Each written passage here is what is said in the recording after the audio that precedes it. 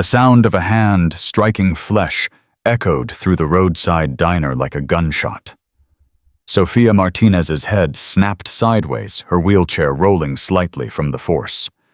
50 people watched. Not one moved. Chase Morgan stood over her, smirking his phone, recording every second of her humiliation. What he didn't know, what none of them knew, was that an old man in a leather jacket was already walking toward his motorcycle, dialing a number that would bring thunder down this quiet highway. Stay with me until the end, and comment what city you're watching from. I want to see how far Sophia's story travels. The desert sun beat down on Route 47 like a hammer on an anvil, turning the asphalt into ribbons of heat that shimmered and danced in the afternoon light. The Chrome Valley Diner sat at the lonely intersection where civilization met emptiness, a relic from the 1950s, with its faded turquoise paint neon sign that only half worked and windows that rattled every time an 18-wheeler blasted past on its way to somewhere more important. Inside, the air conditioning wheezed like an old man climbing stairs, barely managing to keep the temperature below sweltering. The smell of burnt coffee mixed with frying bacon and pie, always pie, because Mabel, the owner, believed a diner without fresh pie wasn't a diner at all. The jukebox in the corner played Patsy Cline, her voice floating through the scattered conversations of truckers, tourists, and locals who had nowhere better to be on a Tuesday afternoon. Sophia Martinez sat alone in booth 7, the one by the window, where the light came in golden and warm.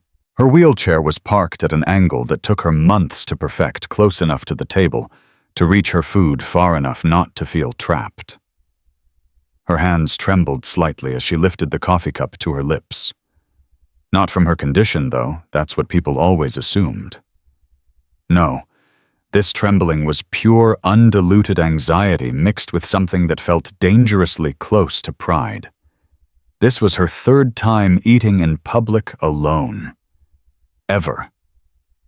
At 22 years old, Sophia had spent most of her life being invisible. After the accident that took her legs at age 14, a drunk driver running a red light, her mother dead on impact, her father disappearing into grief, and then just disappearing, she'd learned that the world had very particular expectations for girls in wheelchairs. Be quiet. Be grateful. Be small. Take up as little space as possible, and maybe, just maybe, people won't stare quite so hard. But 6 months ago, something had shifted, Dr. Ramirez, her therapist, had asked her a question that lodged itself in her brain like a splinter. What would you do if you weren't afraid? The answer had seemed ridiculous at first. Eat lunch alone in a public place. Such a small thing. Such a normal thing. Yet for Sophia, it was Everest. She'd started small fast food restaurants where you ordered at a counter and left quickly. Then coffee shops where she could hide behind a laptop. And now, finally, an actual sit-down restaurant where she had to be seen, be present, be vulnerable for more than 15 minutes. Her burger sat before her perfectly ordinary and completely extraordinary. She'd ordered it herself, told the waitress, a tired-looking woman named Carla, with kind eyes, exactly how she wanted it. Medium well, no onions, extra pickles. She'd made eye contact. She'd smiled.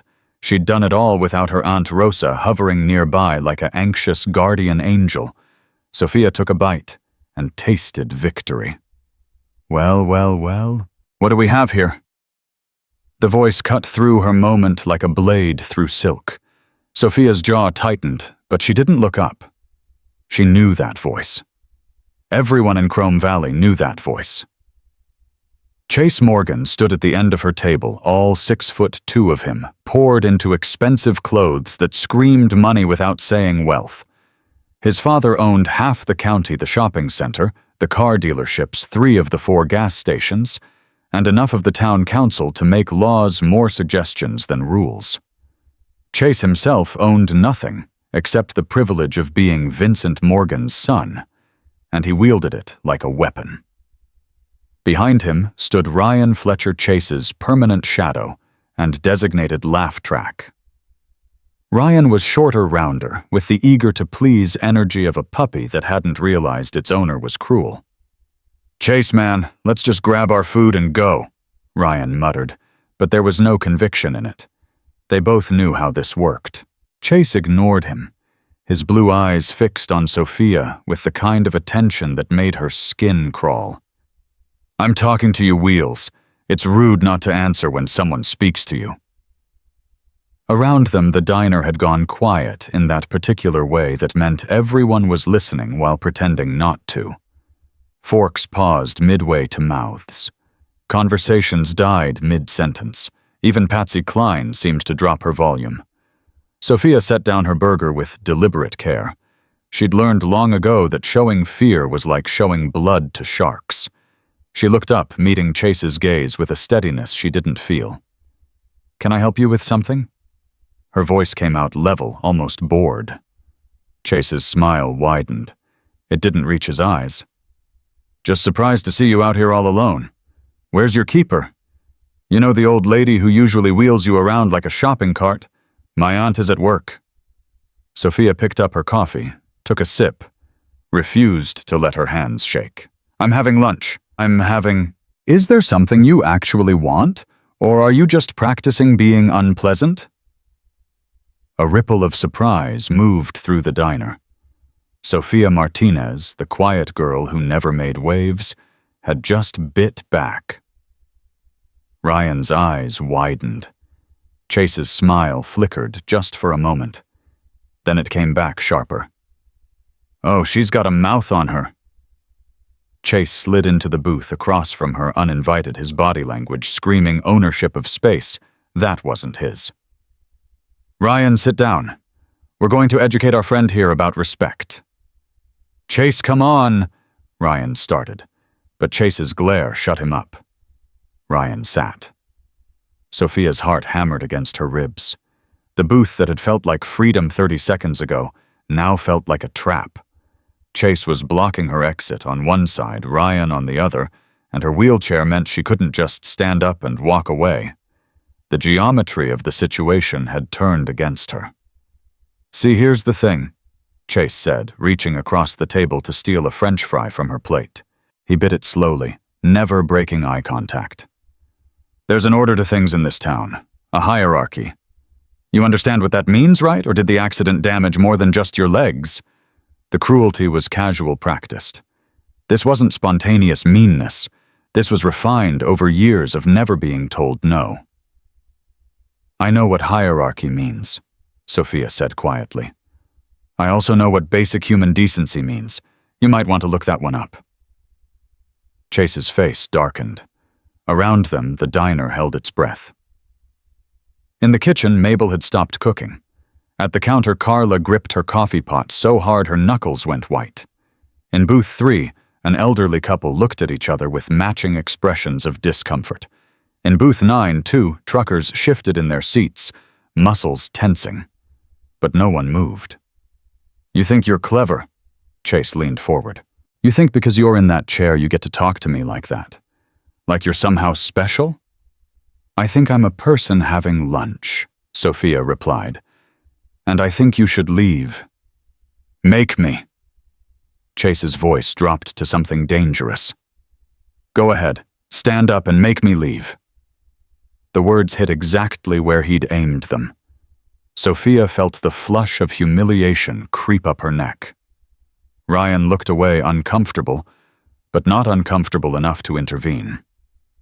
Chase pulled out his phone, angling it toward her. "Ryan, get this. This is going to be great content." "Chase, man, don't." Ryan's protest was weak, obligatory. "I said get your phone out." Ryan complied, his phone joining Chase's. 2 cameras now pointed at her like weapons. "Smile for the internet, Wheels." Chase's grin was pure malice. "Let's show everyone what happens when people forget their place." Something inside Sophia snapped. Not into fear, into clarity. She'd spent 8 years being small, being quiet, being sorry for existing in a world that treated her wheelchair like a character flaw. And here was Chase Morgan, the living embodiment of every person who'd ever looked through her instead of at her, demanding that she shrink even further. "No," she said simply. "No," Chase laughed. "No what? No, I won't be quiet. No, I won't smile. No, I won't let you make me feel like I'm less than human because you're bored and cruel, and no one's ever taught you that other people matter." The diner went absolutely silent. Even the jukebox seemed to pause between songs. Chase's face went through several colors before settling on a shade of red that signaled danger. He stood up abruptly, his chair scraping backward. "You want to be brave? Let's see how brave you are." He reached out and flicked her water glass, sending it tumbling across the table. Water splashed onto her lap, her burger, her carefully chosen outfit that had taken her 40 minutes to select because she'd wanted to look normal, capable, independent. "Oops," Chase said, his voice dripping with false apology. "How clumsy of me." Sophia stared at the water spreading across the table at her ruined lunch at the cameras still recording. She could feel every eye in the diner on her, could feel the weight of their collective choice, not to intervene. Anger and humiliation warred in her chest, but she forced herself to breathe. "You should leave," she said again, quieter now, but no less firm. "Or what?" Chase leaned down, his face inches from hers. "What are you going to do about it, cripple?" The slur hung in the air like poison gas. And then from booth 12, a chair scraped back. Boots hit the floor.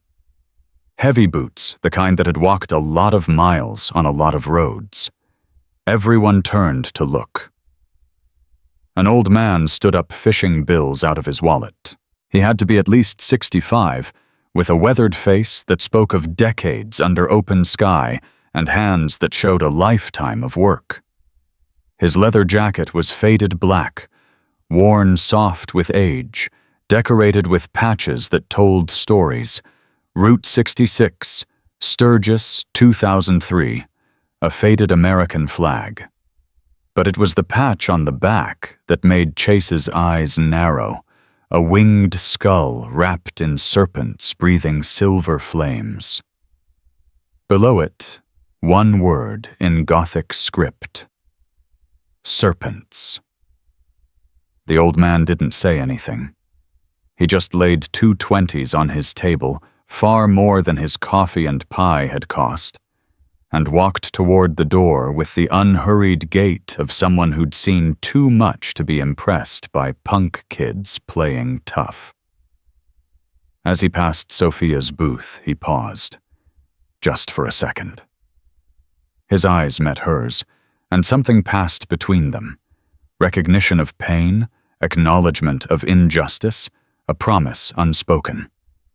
Then he looked at Chase with an expression that could freeze magma. "You should listen to the lady," he said, his voice rough as gravel roads. "She asked you to leave." Chase puffed up, ready to assert dominance. "This doesn't concern you, old man.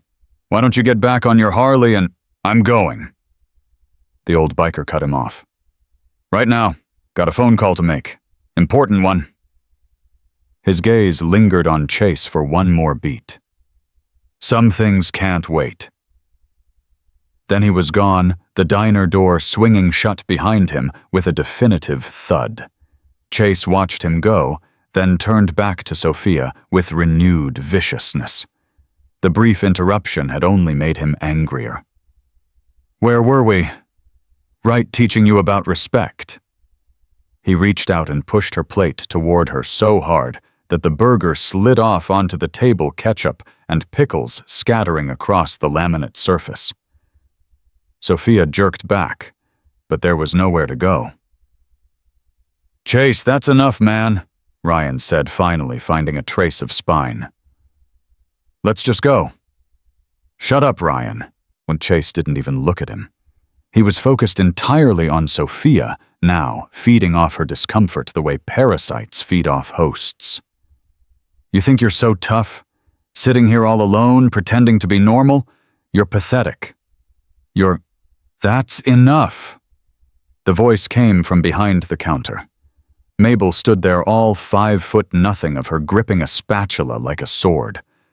She'd been running this diner for 37 years, had fed 3 generations of Chrome Valley residents, and had exactly 0 patience for bullies. "Chase Morgan, you get away from that girl right now, or so help me God." "Or what?" Chase spun to face her. "You'll call my dad. Go ahead. See how that works out for you. He owns the building you're standing in, old woman. One word from me, and this dump is a parking lot." Mabel's face went pale, but not with fear, with rage barely contained. Her mouth opened, then closed. The truth of Chase's words had landed like a punch. Vincent Morgan did own the building. One complaint from his golden boy, and she'd be out. Chase saw her hesitation and smiled. "That's what I thought." He turned back to Sophia, and something in his expression had shifted. The playful cruelty had hardened into something darker. He'd tasted power in Mabel's silence, and he wanted more. "You know what your problem is." He grabbed the ketchup bottle from the table. "You don't know when you're not wanted." He squeezed, and a stream of ketchup shot out, splattering across Sophia's white blouse. She gasped, trying to wheel backward, but the booth's geometry trapped her. Chase laughed, the sound high and cruel, and Ryan's phone kept recording, capturing every second of her humiliation. "Stop it!" Sophia's voice cracked, and she hated herself for it, hated that he was getting to her, hated the hot tears that threatened to spill over. "Stop it!" Chase mocked in a high-pitched voice. "What are you going to do, roll over my foot?" Around them, the diner full of adults watched, and did nothing. The truckers looked away. The elderly couple studied their plates. Carla gripped the counter, tears in her own eyes, but frozen by the same fear that held everyone else. This was how tyranny worked, Sophia realized. Not through strength, but through collective cowardice. One person could terrorize 50, because those 50 had been taught that intervention had consequences, that standing up meant becoming the next target, that sometimes it was easier to just look away and tell yourself it wasn't your problem. Chase leaned in close, so close she could smell the mint gum on his breath. "Here's what's going to happen. You're going to apologize for being rude to me. You're going to say, 'I'm sorry, Chase, I forgot my place.' And if you say it nice enough, maybe I'll let you finish your lunch in peace." Sophia looked at him, really looked at him, at the expensive watch on his wrist, the designer sneakers on his feet, the absolute certainty in his eyes that the world would always bend to his will. He'd never been told no, never faced real consequences, never learned that other people were anything more than NPCs in the video game of his life. "No," she said. His expression flickered with surprise. "What?" I said no. Sophia's voice strengthened. "I won't apologize. I won't say I forgot my place, because my place is right here having lunch, being a person existing in the world. And if you can't handle that, then you're the one with the problem, not me." For a moment, just a moment, something like respect flickered in Ryan's eyes. But Chase's face went nuclear. "You want to be brave."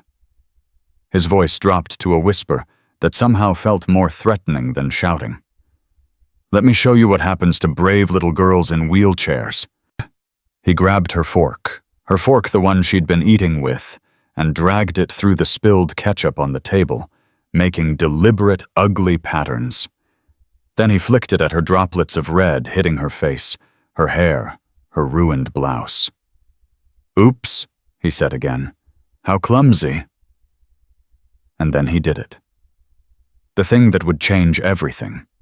The action that would set in motion a chain of events he couldn't possibly foresee. Chase Morgan raised his hand and slapped Sophia Martinez across the face. The sound was like a thunderclap in the silent diner. Her head snapped to the side, her wheelchair rolling slightly from the force. Pain exploded across her cheek, sharp and hot and shocking. For a moment, the world went white.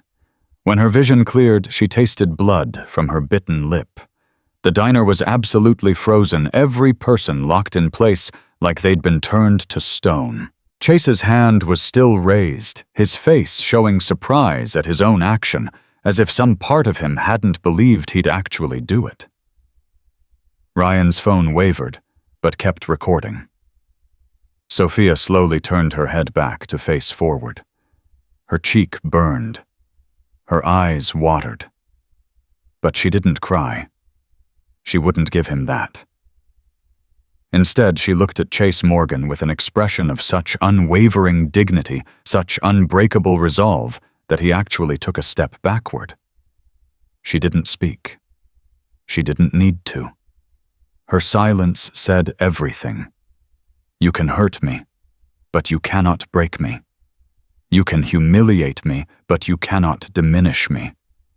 You are violence and privilege and cruelty, but I am still here, and I am still whole, and nothing you do can change the fact that I am a person, and you are just a bully with a borrowed sense of power. Chase's bravado flickered. For just a second he looked uncertain, like a child who'd broken something valuable and realized that actions might, for once, have consequences. Then his mask slammed back into place. Come on, Ryan. This place smells like failure anyway. They headed for the door. Chase's swagger slightly forced Ryan trailing behind, with his phone finally lowered. At the door, Chase turned back his parting shot, locked and loaded. See you around, Wheels. Next time, remember, some of us belong in this town, and some of us are just taking up space. The door swung shut behind them.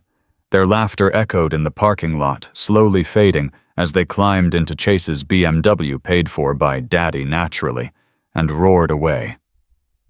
Silence crashed over the diner like a wave. Then slowly, people began to move. Mabel rushed over with napkins and ice wrapped in a towel. Carla appeared with fresh water and clean cloths, her face stricken with guilt. The elderly woman from booth 3 came over, her hands fluttering uselessly, saying, "Oh, honey," over and over. But Sophia barely heard them. She sat in her wheelchair, tasting blood, feeling the sting on her cheek, staring at the door through which her attacker had just walked free. Not one person had stopped him. Not one person had stood up.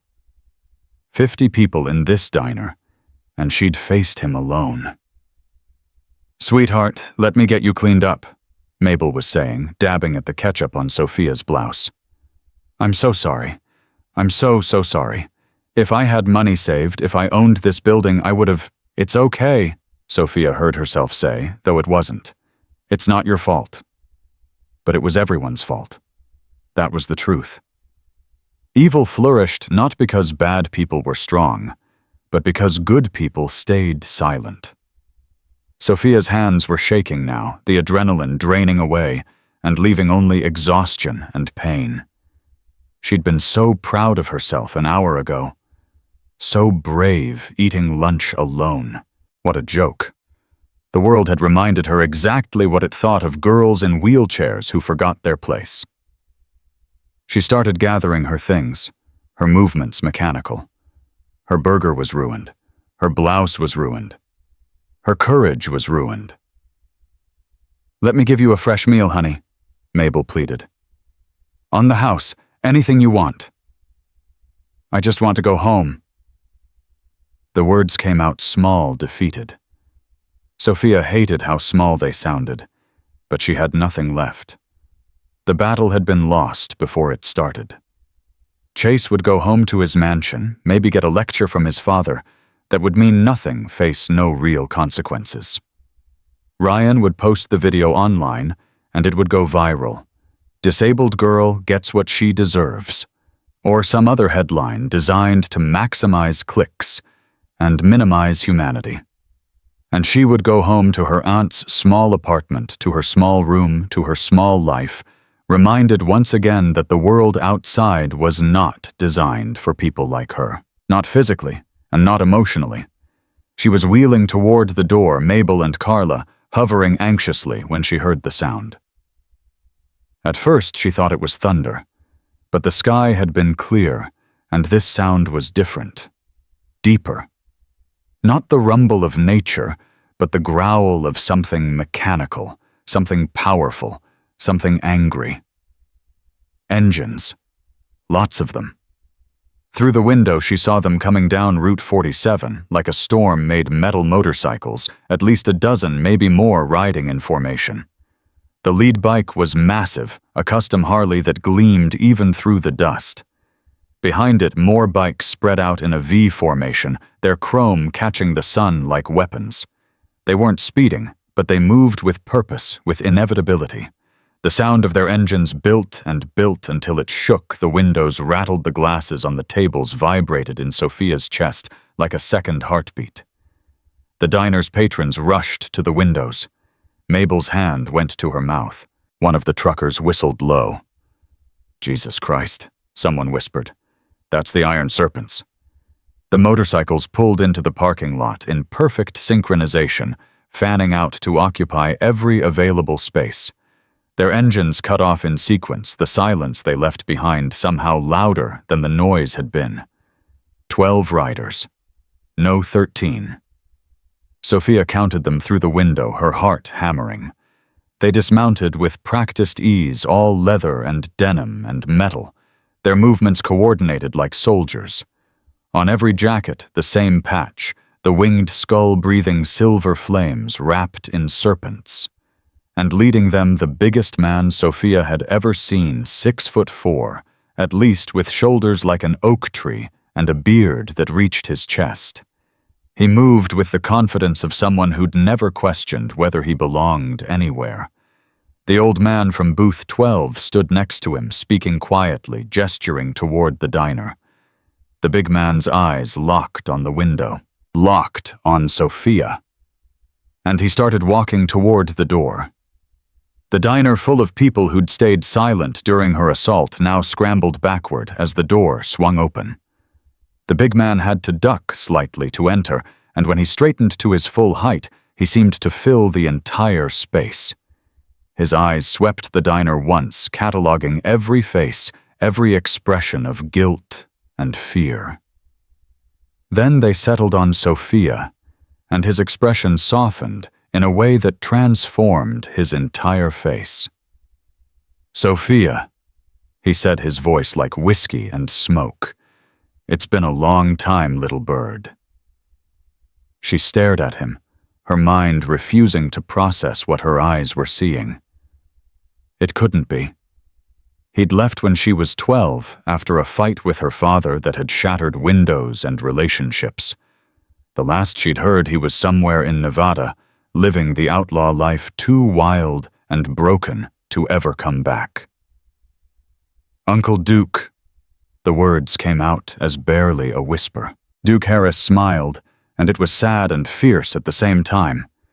"Yeah, baby girl, it's me."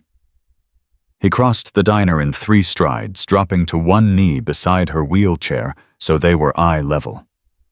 His hand came up to gently touch her reddening cheek, and his smile vanished. "Who did this to you?" Behind him, the other 12 bikers had filed in, fanning out to form a wall between Sophia and the rest of the diner. They didn't say anything. They didn't have to. Their presence was a statement, a promise, a warning. Sophia opened her mouth, but no words came out.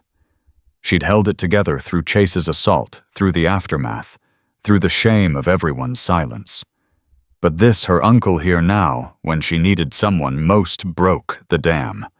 Tears spilled down her face. Duke gathered her into his arms like she weighed nothing, like she was still the 12-year-old girl who used to ride on the back of his bike, shrieking with laughter, while her father yelled at them both to be careful.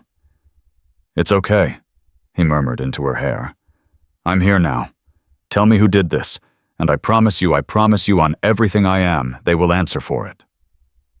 Outside, the sun continued to beat down on Route 47. Inside the Chrome Valley Diner, Justice had arrived wearing leather and riding American steel. And somewhere across town, Chase Morgan had no idea that the slap he'd delivered with such casual cruelty had just awakened something he couldn't possibly fight. The storm was here. Sophia couldn't stop shaking. Even wrapped in Duke's arms, even surrounded by 12 bikers who looked like they could bend steel with their bare hands, the tremors kept coming in waves. It wasn't fear anymore. It was the aftershock of adrenaline draining from her system, leaving nothing but exhaustion and pain, and the awful knowledge that she'd been violated in front of 50 people who chose to do nothing. Duke pulled back just enough to look at her face, his calloused thumb gentle, as it traced the air near her swelling cheek, without quite touching it. His jaw was set so tight she could see the muscles jumping beneath his beard. "Tell me," he said again, quieter this time, but with an edge that could cut glass. "Tell me everything." The words tumbled out in broken pieces. Chase Morgan, the taunts, the cameras, the slap. Duke's expression didn't change as she spoke, but something in his eyes went very, very cold. Behind him, the other bikers shifted their leather creaking like a promise of violence barely restrained. When Sophia finished, Duke stood slowly, his full height making the diner's ceiling seem suddenly low. He turned to face the room, and every person who'd been edging toward the door froze under his gaze. "Anyone else see what happened to my niece?" His voice was conversational, almost pleasant, which somehow made it more terrifying. The silence stretched like taffy. 50 people suddenly found their shoes fascinating. The elderly couple from Booth 3 studied the grain of their table. The truckers discovered urgent text messages that needed immediate attention. Carla wiped down a counter that was already spotless. That's what I thought. Duke's contempt was palpable.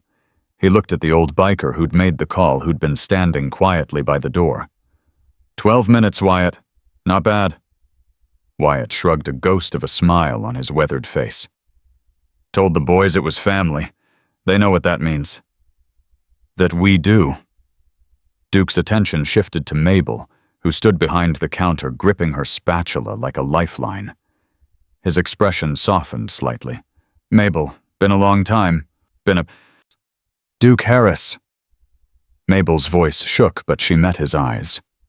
"Heard you were out west. Didn't expect to see you back in Chrome Valley." "Didn't expect to be back," Duke gestured to Sophia.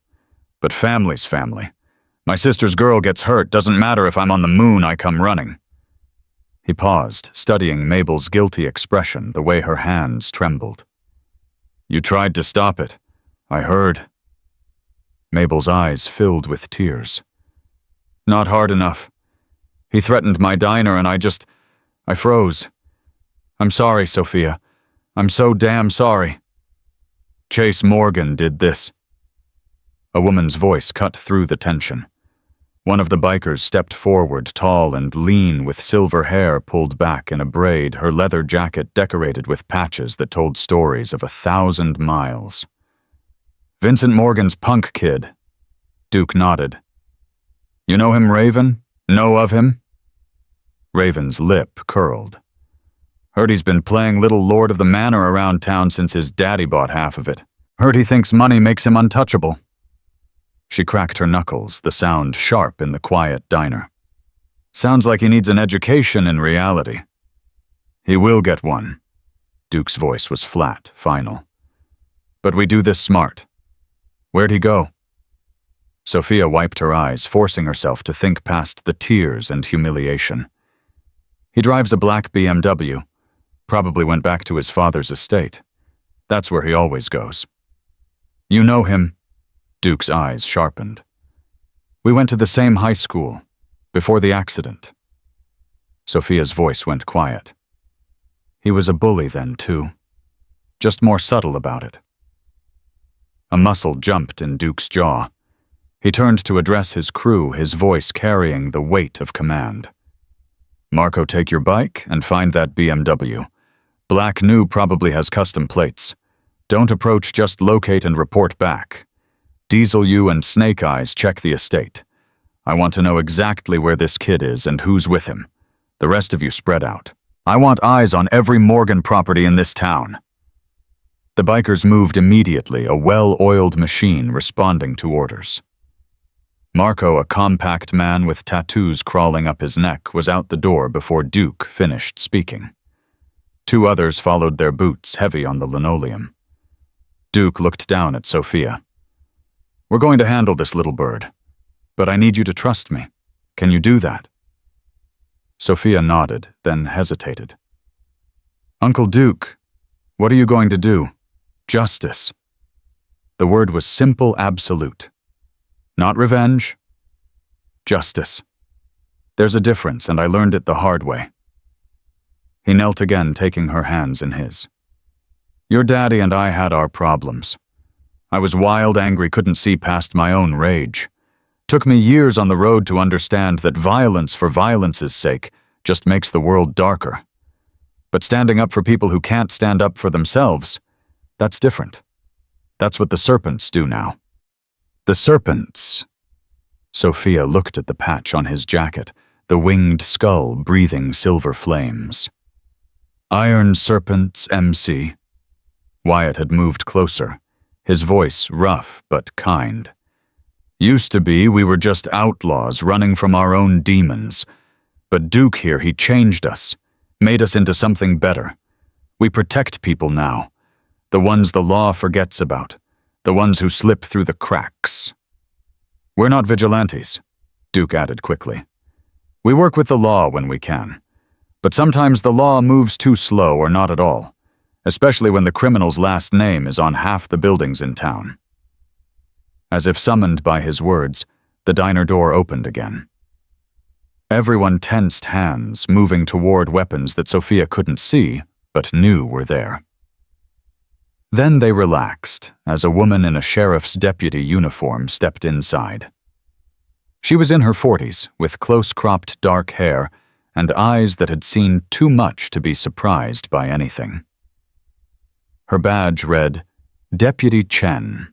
She took in the scene, Sophia's tear-stained face, the bikers, the guilty expressions of the other patrons, and sighed. Duke Harris. Should have known when I heard the serpents were rolling through town in formation. She didn't sound angry, just tired. Please tell me you're not about to start a war in my jurisdiction. No war, Lisa.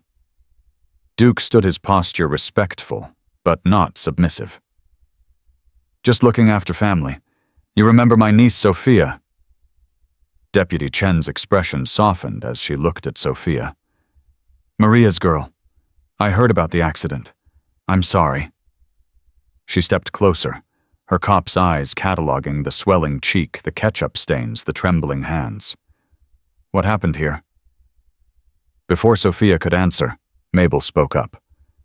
Chase Morgan happened. He came in here and terrorized that poor girl, spilled her food, threw ketchup on her, and then... She swallowed hard. Then he hit her, slapped her right across the face, and we just watched. The guilt in her voice was echoed in the expressions of everyone in the diner. Deputy Chen's jaw tightened. He record it? She asked, her voice carefully neutral. Sophia nodded. Him and his friend Ryan. Both had their phones out. Then we have evidence. Chen pulled out her notebook. I'll need a full statement, from you and from any witnesses willing to go on record. She looked around the diner pointedly. Anyone? The silence was deafening. The elderly couple looked away. The truckers suddenly remembered they had deliveries to make. One by one, people started gathering their things, mumbling excuses, avoiding eye contact. That's what I thought. Chen's voice was bitter. Vincent Morgan owns this town, and everyone knows it. No one wants to be the person who goes against him. I'll testify. Mabel's voice was shaky, but determined. I saw everything. I'll put it in writing, sign it, whatever you need. Me too. Carla stepped forward, wringing her hands. I should have done something. I didn't, but at least I can do this. Deputy Chen nodded, making notes. That's a start. What about the security camera? She pointed to the camera mounted in the corner, its red light blinking steadily. Sophia's heart jumped. In the chaos, she'd completely forgotten about the camera. It records everything. Everything. Mabel moved toward the small office behind the counter. Digital recording keeps 7 days of footage. I can pull it up right now. As Mabel disappeared into the office, Duke's phone buzzed. He checked it, his expression darkening. Marco found the BMW. They're at some burger joint called Tommy's about 3 miles from here. Still there, still recording themselves acting like assholes. Of course they are. Chen shook her head. Probably posting it online right now. Chase Morgan thinks he's invincible. He's about to learn different. Duke's voice was quiet steel. Duke. Chen's tone carried a warning. Whatever you're thinking, don't. Let me handle this through proper channels. I'll go to Tommy's right now, get their statement, collect the video evidence. And then what? Raven interrupted. Vincent Morgan makes a call to the judge, who owes him favors. Chase gets a slap on the wrist and community service he'll never actually do. And Sophia gets to live with knowing the system failed her. That's not how it works, Chen started, but the lack of conviction in her voice betrayed her. Isn't it? Wyatt's gravelly voice cut through. How many times has Chase Morgan gotten away with stuff in this town, deputy? How many complaints have been filed and mysteriously disappeared? How many victims have been paid off or intimidated into silence? Chen's silence was answer enough. Mabel emerged from the office carrying a laptop, her face pale. You need to see this. All of you need to see this. She set the laptop on the counter and hit play. The footage was grainy but clear enough. There was Sophia sitting alone in her booth, eating her burger with small, careful bites that spoke of someone savoring a victory. Then Chase and Ryan entered the frame, their body language aggressive from the start. The diner fell silent as the assault played out on screen. Every taunt, every cruel word, every moment of Sophia's growing distress captured in digital clarity. The water spilling, the ketchup splattering. And then horrifyingly clear the moment when Chase's hand connected with Sophia's face. The sound of the slap seemed louder on the recording than it had in real life. When it finished, no one spoke. Sophia stared at the frozen image of herself, head snapped sideways, wheelchair rolling from the force. She looked small on that screen. Vulnerable, alone. That's assault, Chen said quietly. Clear, documented assault. With video evidence and witnesses, even Vincent Morgan can't make this disappear. You sure about that? Duke's skepticism was obvious. Because I've seen men with power bury bigger scandals than this. I'm sure about trying.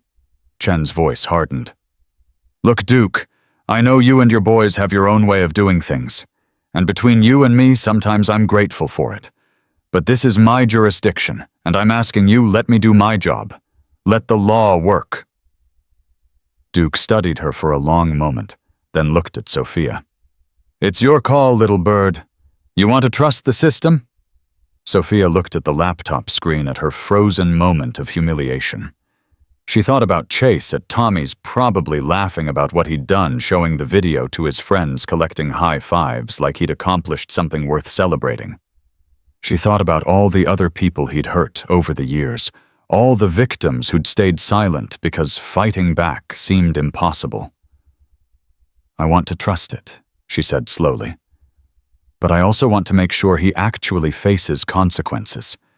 Not just for me, for everyone he's ever hurt. Smart girl, Duke squeezed her shoulder. Here's what we do.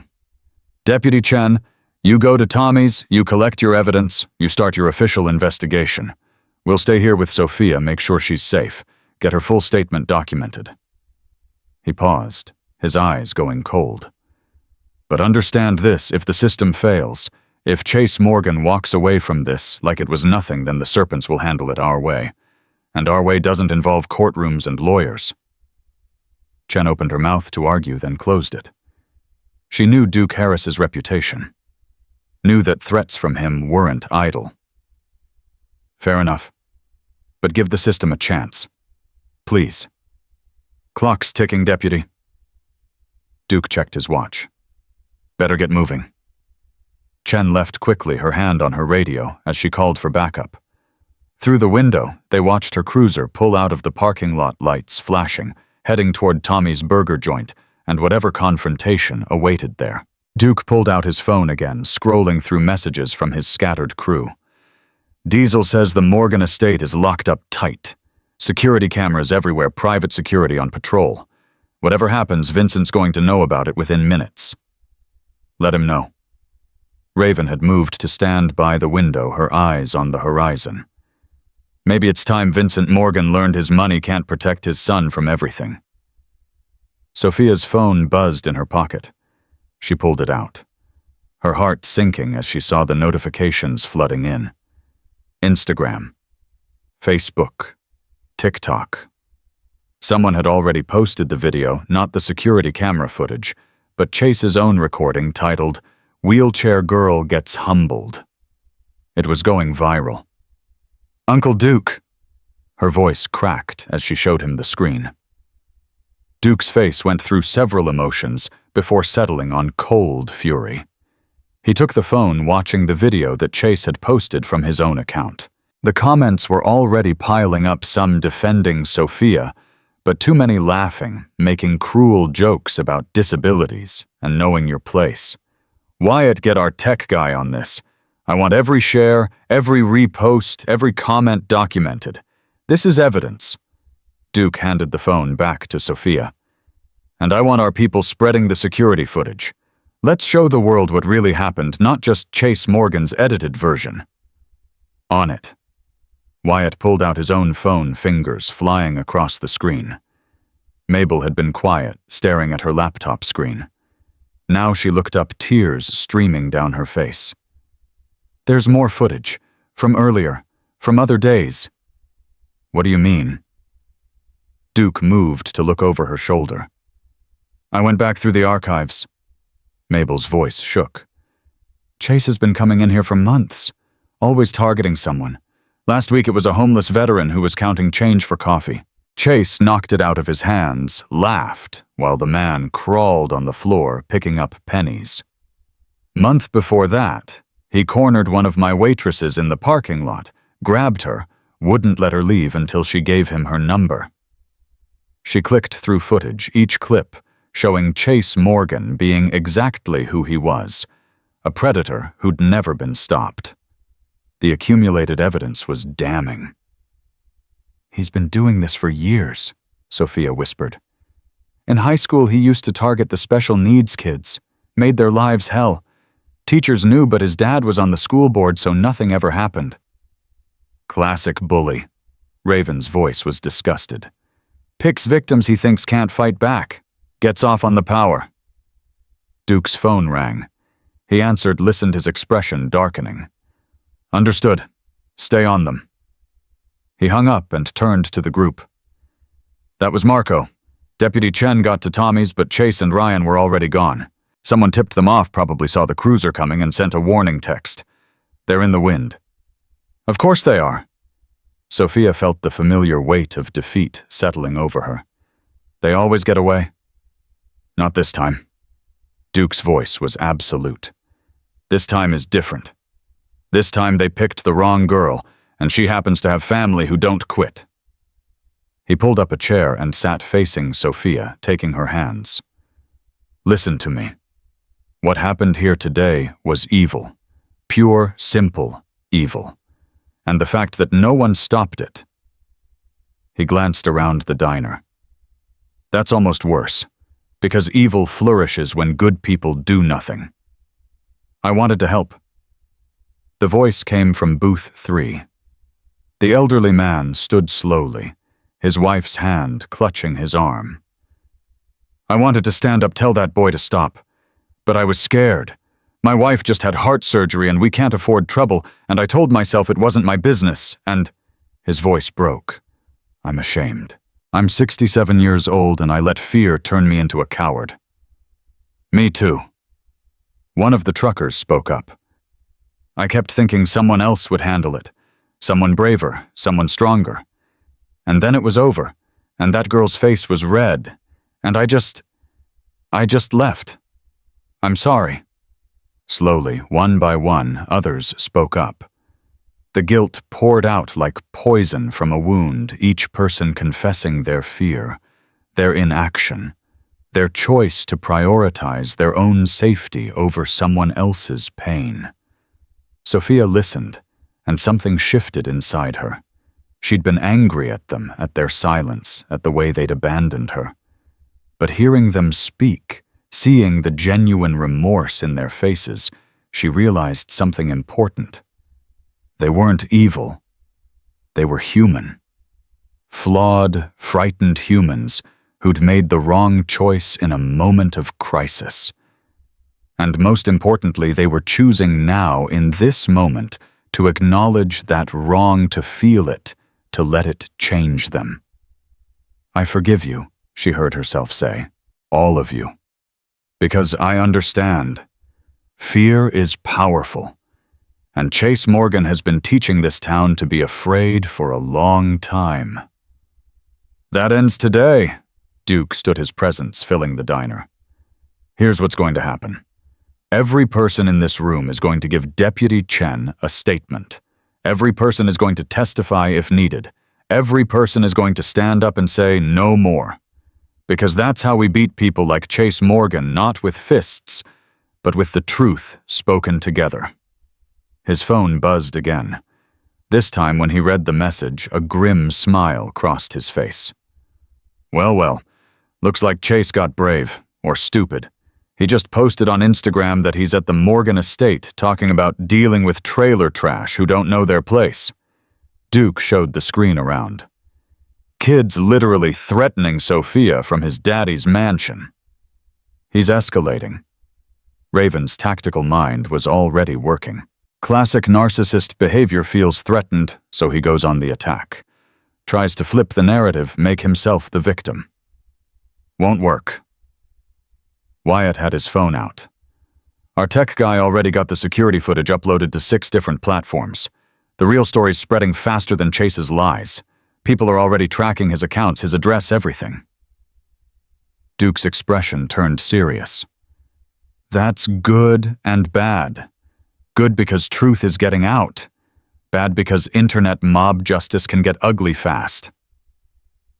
As if on cue, Sophia's phone began ringing.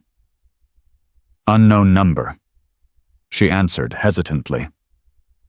"Is this Sophia Martinez?" A woman's voice, professional, urgent. "Yes, my name is Jennifer Matsuda. I'm a producer for the regional news network.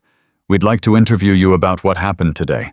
We've seen the footage, and we think your story needs to be told." Sophia looked at Duke, her eyes wide. He nodded slowly. I'd need to think about it," Sophia managed. "Of course, but Ms. Martinez, what happened to you today is happening to vulnerable people all over this country, and most of them suffer in silence. You have a chance to change that, to give voice to everyone who's ever been bullied, assaulted, and then told it didn't matter." Jennifer paused. "Will you at least consider it? I'll consider it." Sophia hung up her hands, trembling again, but this time from something other than fear. "The world's watching now," Duke said quietly. "What you do next matters, not just for you but for everyone like you."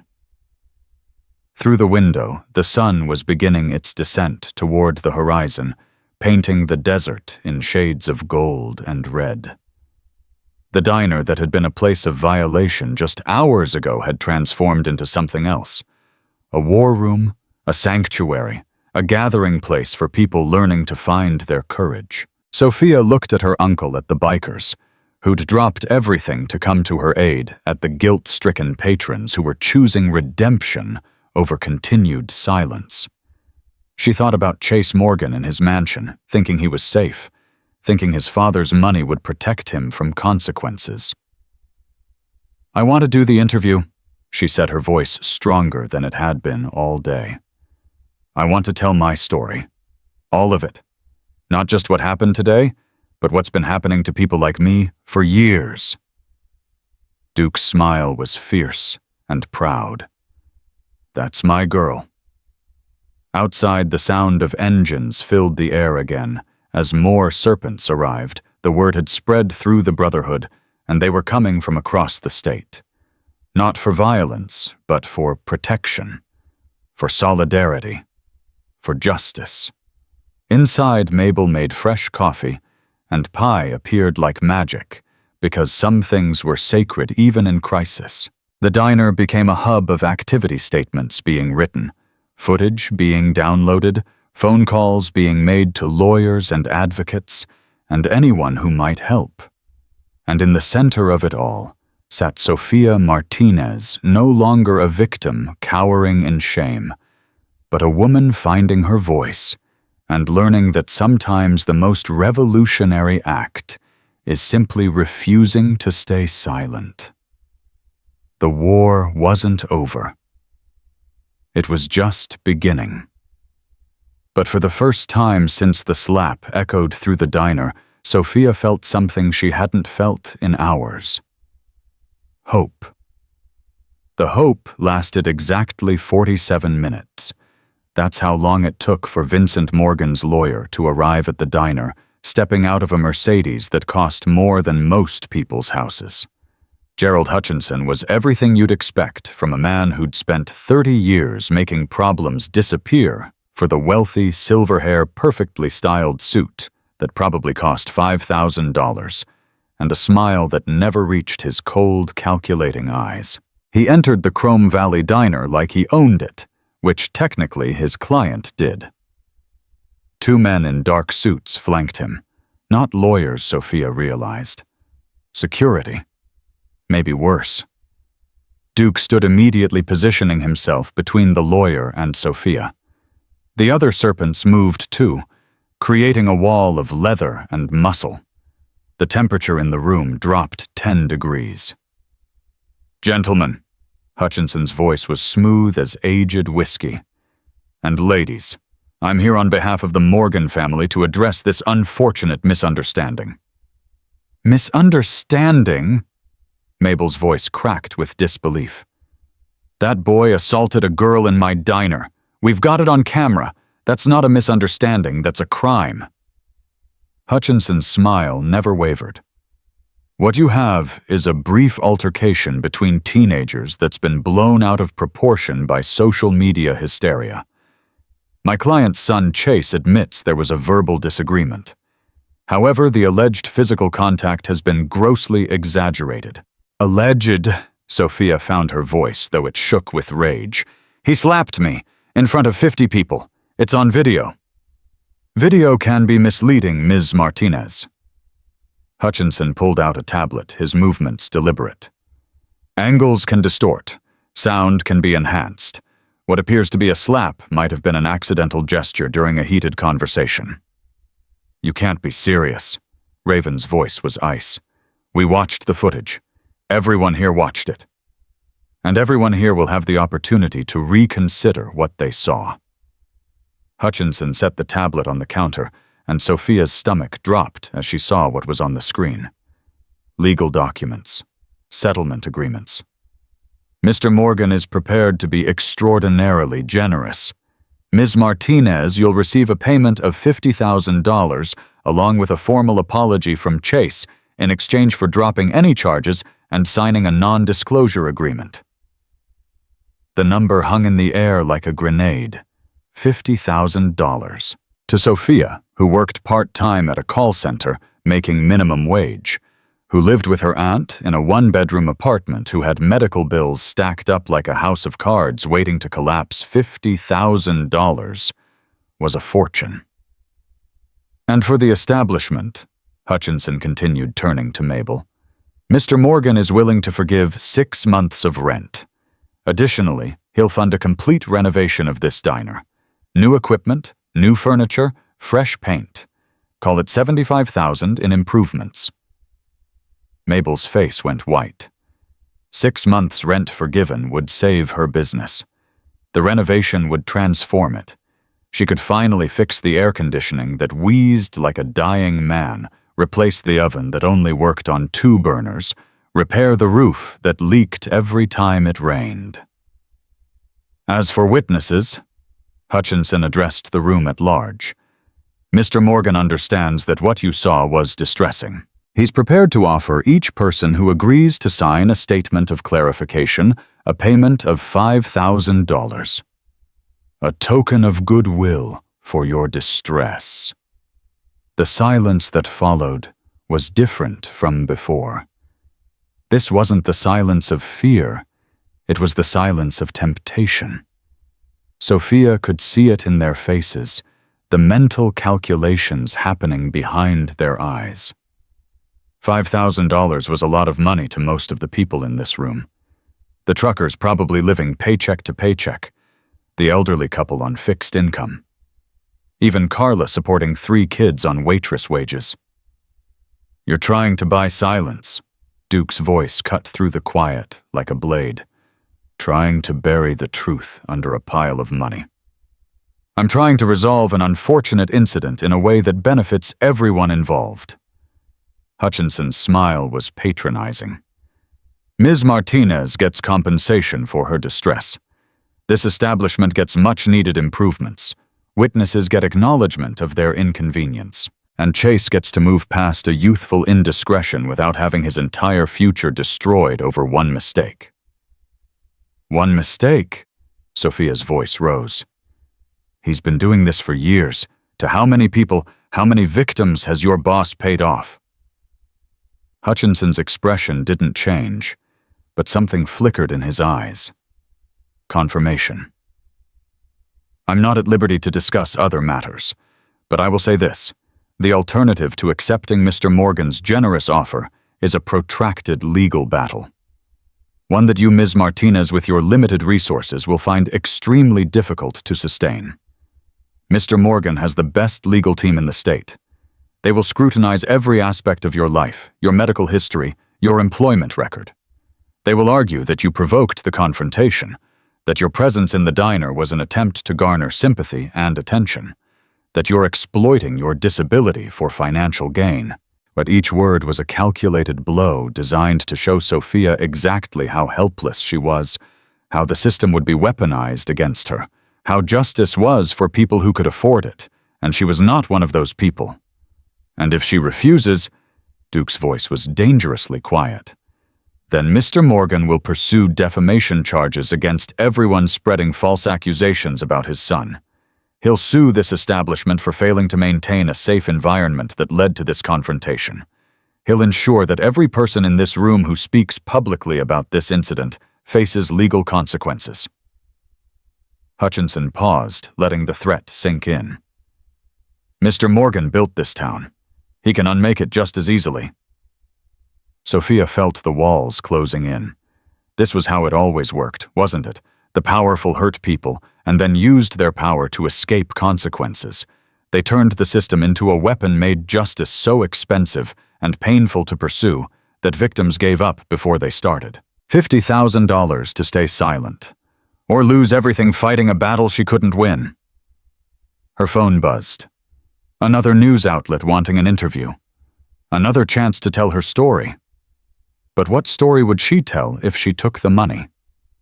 What message would that send to every other victim watching, waiting, hoping that maybe this time would be different? I need to think about it, Sophia heard herself say. Of course. Hutchinson pulled out a business card, setting it on the table in front of her. You have until 5 p.m. tomorrow to decide. After that, the offer expires, and Mr. Morgan pursues alternative remedies. He turned to leave, his security detail following. At the door, he paused. One more thing. The video currently circulating online, Mr. Morgan has already filed copyright claims to have it removed. His son recorded it, which makes it his intellectual property. Any platform hosting it will receive cease and desist orders within the hour. By morning, it will be scrubbed from the internet. You can't erase the truth, Mabel said, but her voice lacked conviction. Can't I?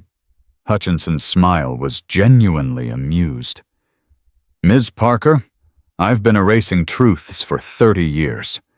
It's what I do, and I'm very, very good at it. Then he was gone, the Mercedes pulling away in a spray of gravel, leaving behind a diner full of people grappling with impossible choices. The silence stretched until Wyatt broke it with a single word. Bastards. That's the system. Raven's voice was bitter. Rigged from the start. They commit crimes with lawyers on speed dial ready to turn victims into villains. Duke was staring at Sophia, his expression unreadable. What are you thinking, little bird? Sophia looked at the business card on the table. Gerald Hutchinson, attorney at law. Below his name, an address in the most expensive part of the city. She thought about $50,000. About security. About being able to move out of her aunt's apartment, maybe get a place with better accessibility features. About paying off medical bills that kept her up at night. She thought about Chase Morgan walking away, learning that money could buy him out of anything.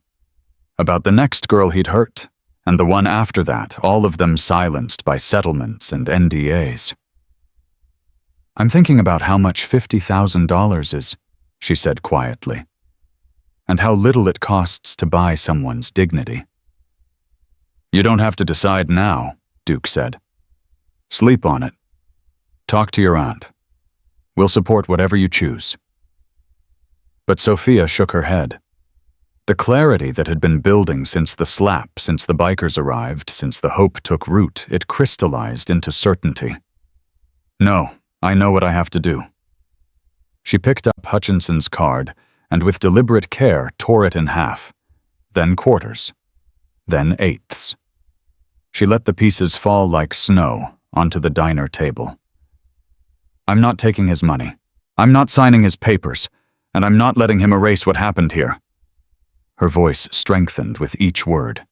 Because if I do, then every person Chase Morgan hurts after this, that's on me. That's my silence enabling his violence. Duke's face split into a grin that was equal parts pride and fierce joy. That's my girl. But he was right about one thing, Sophia continued. We can't win this with just the video. They'll bury it, discredit it, make it disappear. We need more. We need his other victims. Raven was already pulling out her phone. If Chase has been doing this for years, there are others. People he's hurt, paid off, scared into silence. If we can find them, get them to speak together. Safety in numbers, Wyatt finished. Harder to silence 10 voices than one. I know some of them. Sophia's mind was racing now, thinking back through high school, through stories she'd heard over the years. There was a girl named Katie Chen. Chase cornered her at a party senior year, tried to force himself on her. She reported it, but her family suddenly dropped the complaint and moved to another state. I always wondered... Paid off. Duke's voice was grim. Classic Vincent Morgan move. Throw money at the problem until it goes away. There was a boy named Marcus Johnson. Carla spoke up, her voice hesitant. My son went to school with him. Marcus was scholarship kid, real smart. Got into some kind of confrontation with Chase, ended up expelled, even though everyone knew Marcus was defending himself. Last I heard, he lost his scholarship, couldn't afford college. I remember that kid. One of the truckers, a man named Bill, who'd been silent until now, stepped forward. My nephew played football with him. Told me Chase started the fight, then his daddy made sure Marcus took the fall. Destroyed that boy's future over nothing. More stories emerged, each one a piece of a larger pattern. Chase Morgan had been terrorizing people for years, and Vincent Morgan had been cleaning up after him using money and power to make victims disappear. Each settlement came with an NDA, each payout bought silence, each legal maneuver buried the truth a little deeper. "How do we find these people?" Sophia asked. "Most of them probably moved away, and even if we find them, they signed NDAs. They can't talk." "NDAs can be challenged." Duke was typing on his phone. "I know a lawyer, civil rights attorney out of Phoenix. She specializes in cases like this, taking on powerful people who abuse the system. Let me make a call." While Duke stepped outside, Sophia's phone rang again. Jennifer Matsuda from Regional News Network. "Ms. Martinez, I heard Vincent Morgan's lawyer just left the diner. I'm guessing he made you an offer." "How did you?" Sophia started. "Because it's what they always do. I've been investigating the Morgan family for 2 years. I know about the settlements, the NDAs, the pattern of abuse. I can't prove it yet. But if you're willing to go on record, if you're willing to tell your story publicly—" Jennifer's voice was urgent. "We can blow this wide open, make it too big for them to bury." "They'll destroy me." Sophia said it matter-of-factly, not with fear, but with understanding. His lawyer made that very clear. "They'll try. But here's what they don't expect: people are tired of watching rich kids get away with everything. The video is already all over social media, and it's making people angry. Not just locally, nationally. You have support you don't even know about yet. Advocacy groups, disability rights organizations, women's groups. They're watching this story and they're ready to stand with you." Sophia looked around the diner. At Mabel, who'd tried to help and been silenced by fear. At the patrons who'd watched her assault and done nothing, who were now grappling with their guilt. At the serpents who'd dropped everything to come to her aid. At Raven, who was already on her laptop, tracking down Chase's other victims. "If I do this interview," Sophia said slowly, "I want to do it here, in this diner. I want people to see where it happened. I want them to understand that this isn't just about me, it's about every person who's ever been bullied into silence. I can make that happen. We can be there in 2 hours with a crew. But Ms. Martinez, Sophia, once this airs, there's no going back. Your life is going to change. You'll be exposed vulnerable. The Morgans will come after you with everything they have. Let them come." Sophia surprised herself with how steady her voice was. "I'm done hiding. I'm done being quiet. I'm done letting fear make me small." When she hung up, Duke was back inside, his expression cautiously optimistic. "My lawyer friend is in. She's driving up from Phoenix tonight. Says if we can find even 3 of Chase's previous victims willing to testify, she can file a class action lawsuit, claims the NDAs are unenforceable because they were signed under duress and potentially cover up criminal activity." "I've got 2 possibles already." Raven turned her laptop around.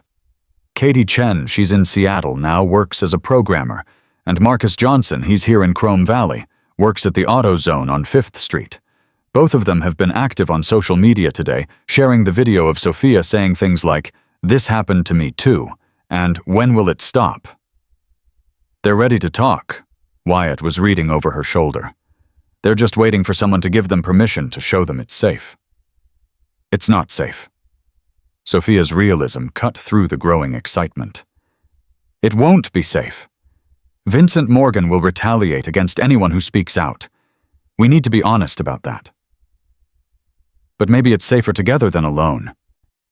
Mabel's voice was quiet but firm. "Maybe that's what we've been missing all along.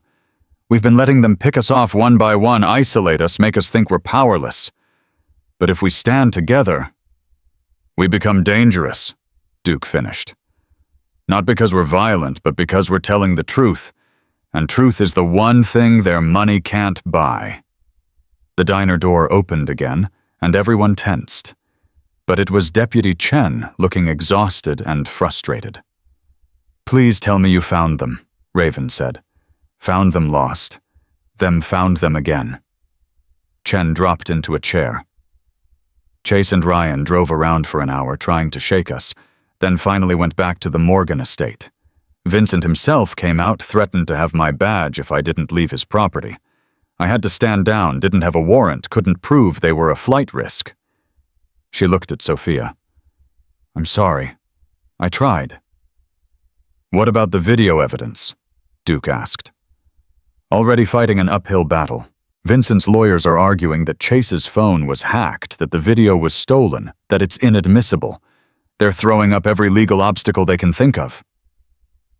Chen rubbed her face. Look, I believe you, Sophia. I know what happened, but believing isn't enough in court. I need physical evidence, and they're making sure I can't get it. What about the security footage from here? Mabel asked. That'll help, but a good lawyer will argue it's inconclusive. They'll say we can't hear what was said before the slap, that maybe Sophia threatened Chase, that he was defending himself. Chen's frustration was evident. I hate this. I hate that justice depends on who can afford the best lawyers. Then we don't rely on just the courts. Sophia's decision was made. We go to the public. We tell the story so loudly, so publicly that it can't be buried. News interview in 2 hours, right here. Chen's eyes widened. That's risky. Once you go public, you lose control of the narrative. The Morgans will spin it, try to make you look like you're after money or attention.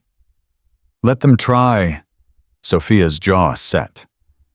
The truth is on my side, and I'm not alone anymore.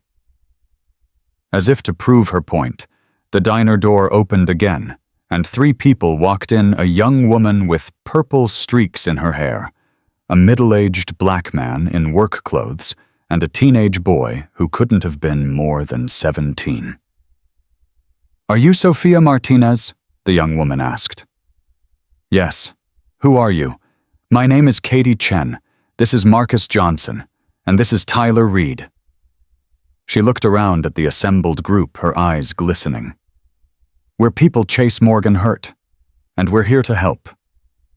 The diner erupted in activity. Raven pulled up chairs. Mabel started brewing fresh coffee. Duke introduced himself, his presence offering immediate protection. And one by one, the newcomers told their stories. Katie's was similar to Sophia's public humiliation assault, a settlement that came with an NDA and a threat. They gave me $30,000 to shut up and move away.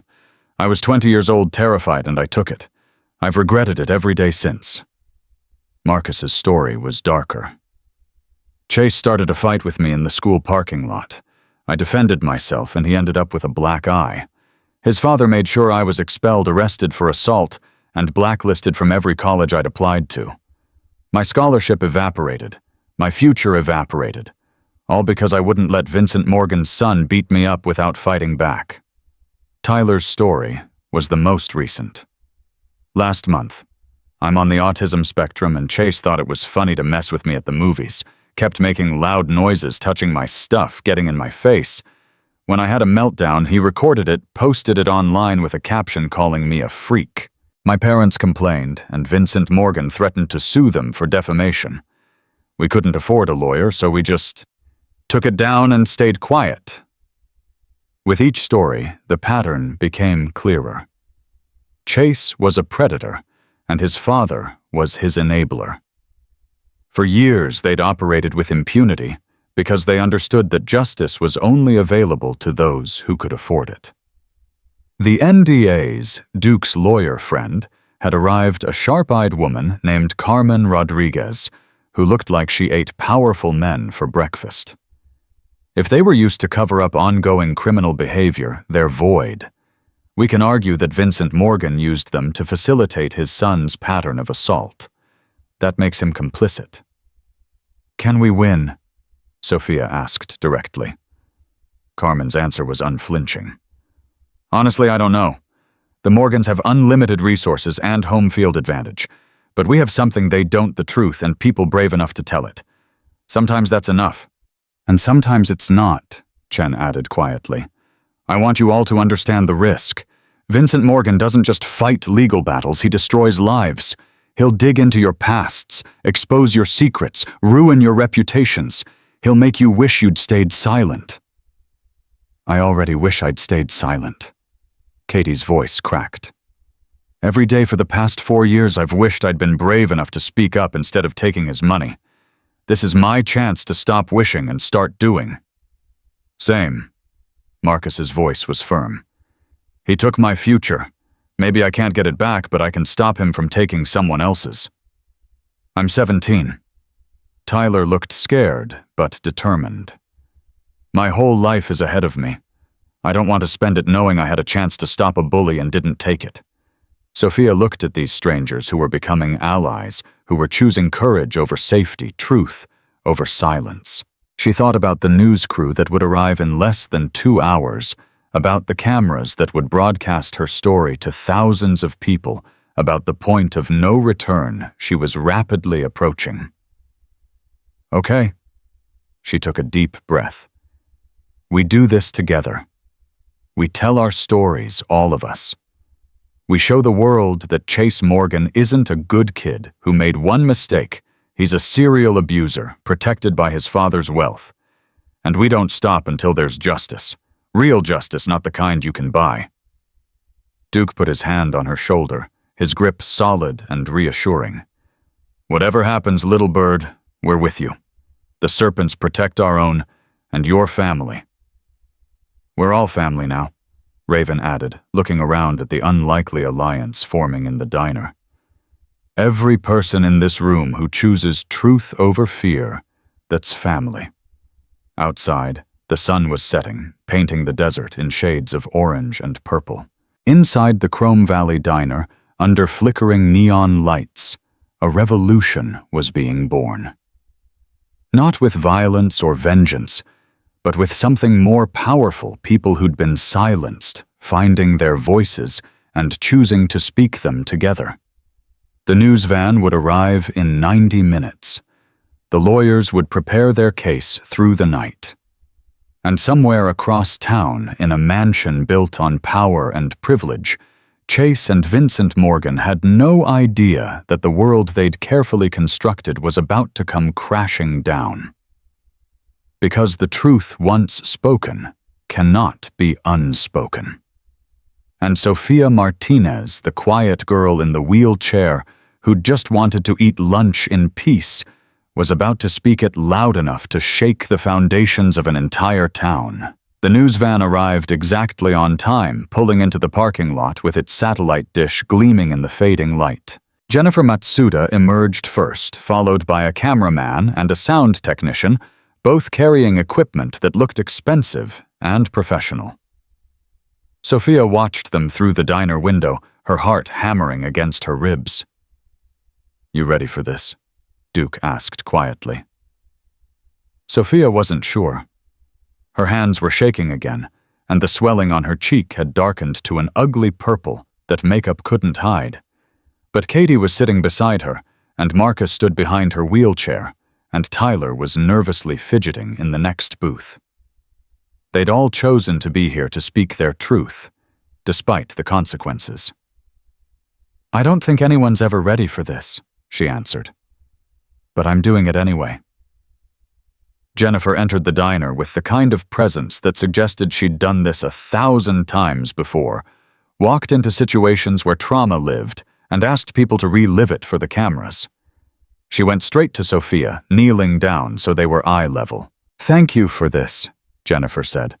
"I know it's not easy, but I promise you I'll tell your story with the respect it deserves." "It's not just my story anymore." Sophia gestured to the others. "Katie, Marcus, Tyler, they all have experiences with Chase Morgan. And there might be more." Jennifer's eyes lit up with the hunger of a journalist who'd just found the thread that would unravel everything. "A pattern of abuse, multiple victims. This is bigger than I thought." She turned to her crew. "We're going to need more time. Can we do a full segment, maybe 30 minutes? As the crew began setting up lights and checking audio levels, Sophia's phone buzzed.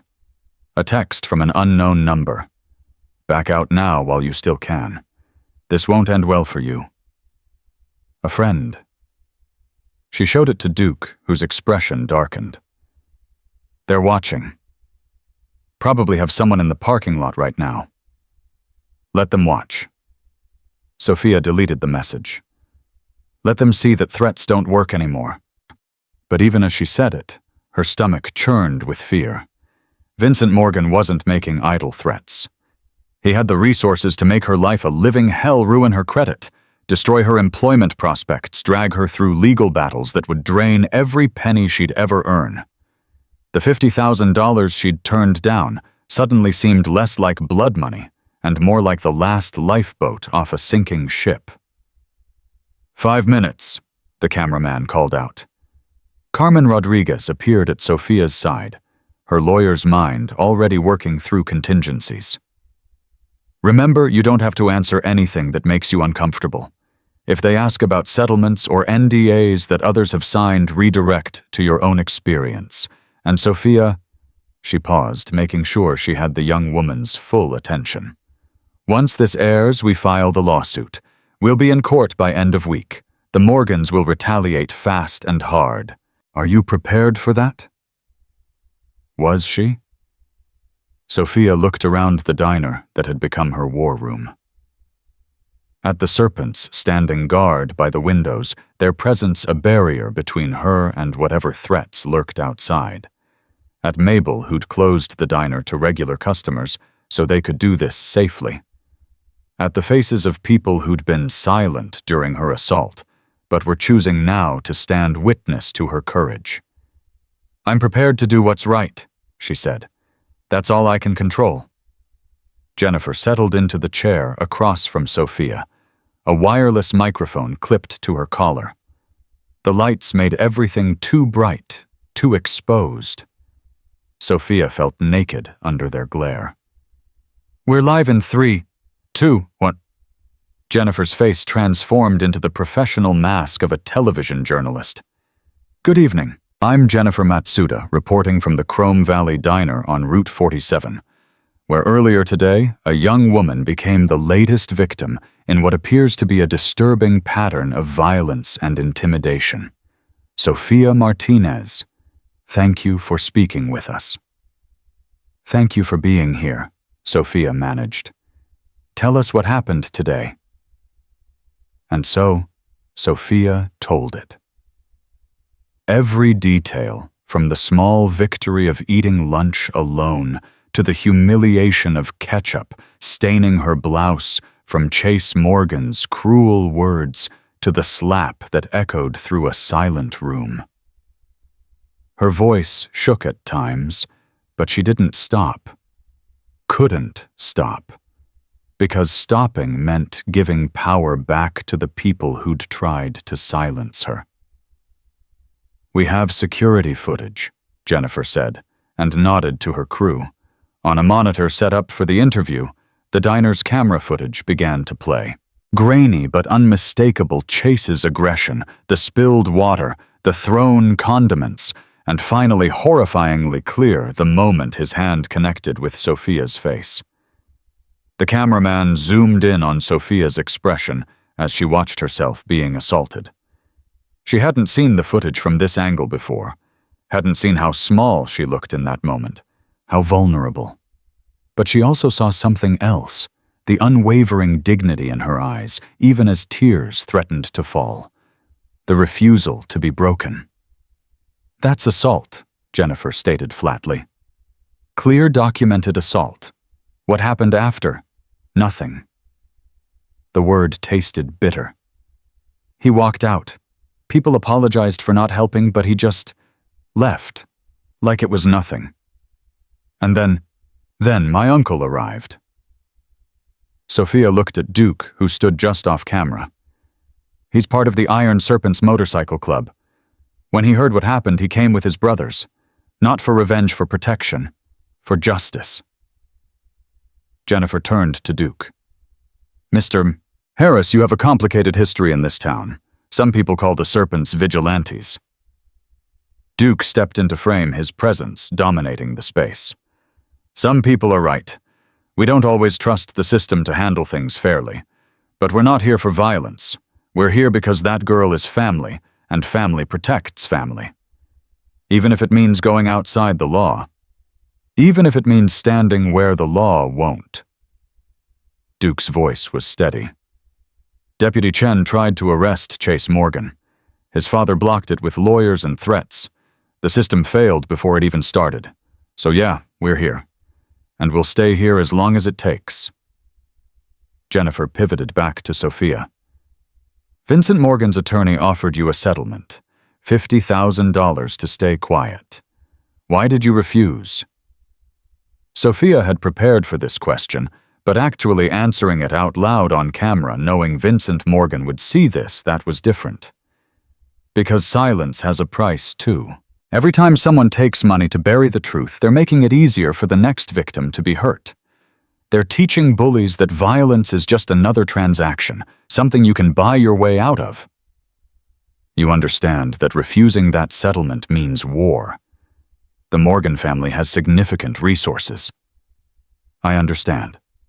Sophia's hands gripped the armrests of her wheelchair.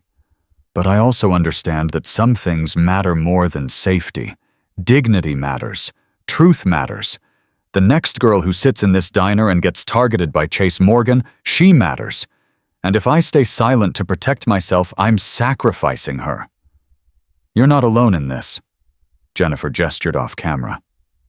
Katie Chen, Marcus Johnson, Tyler, Reed, would you join us?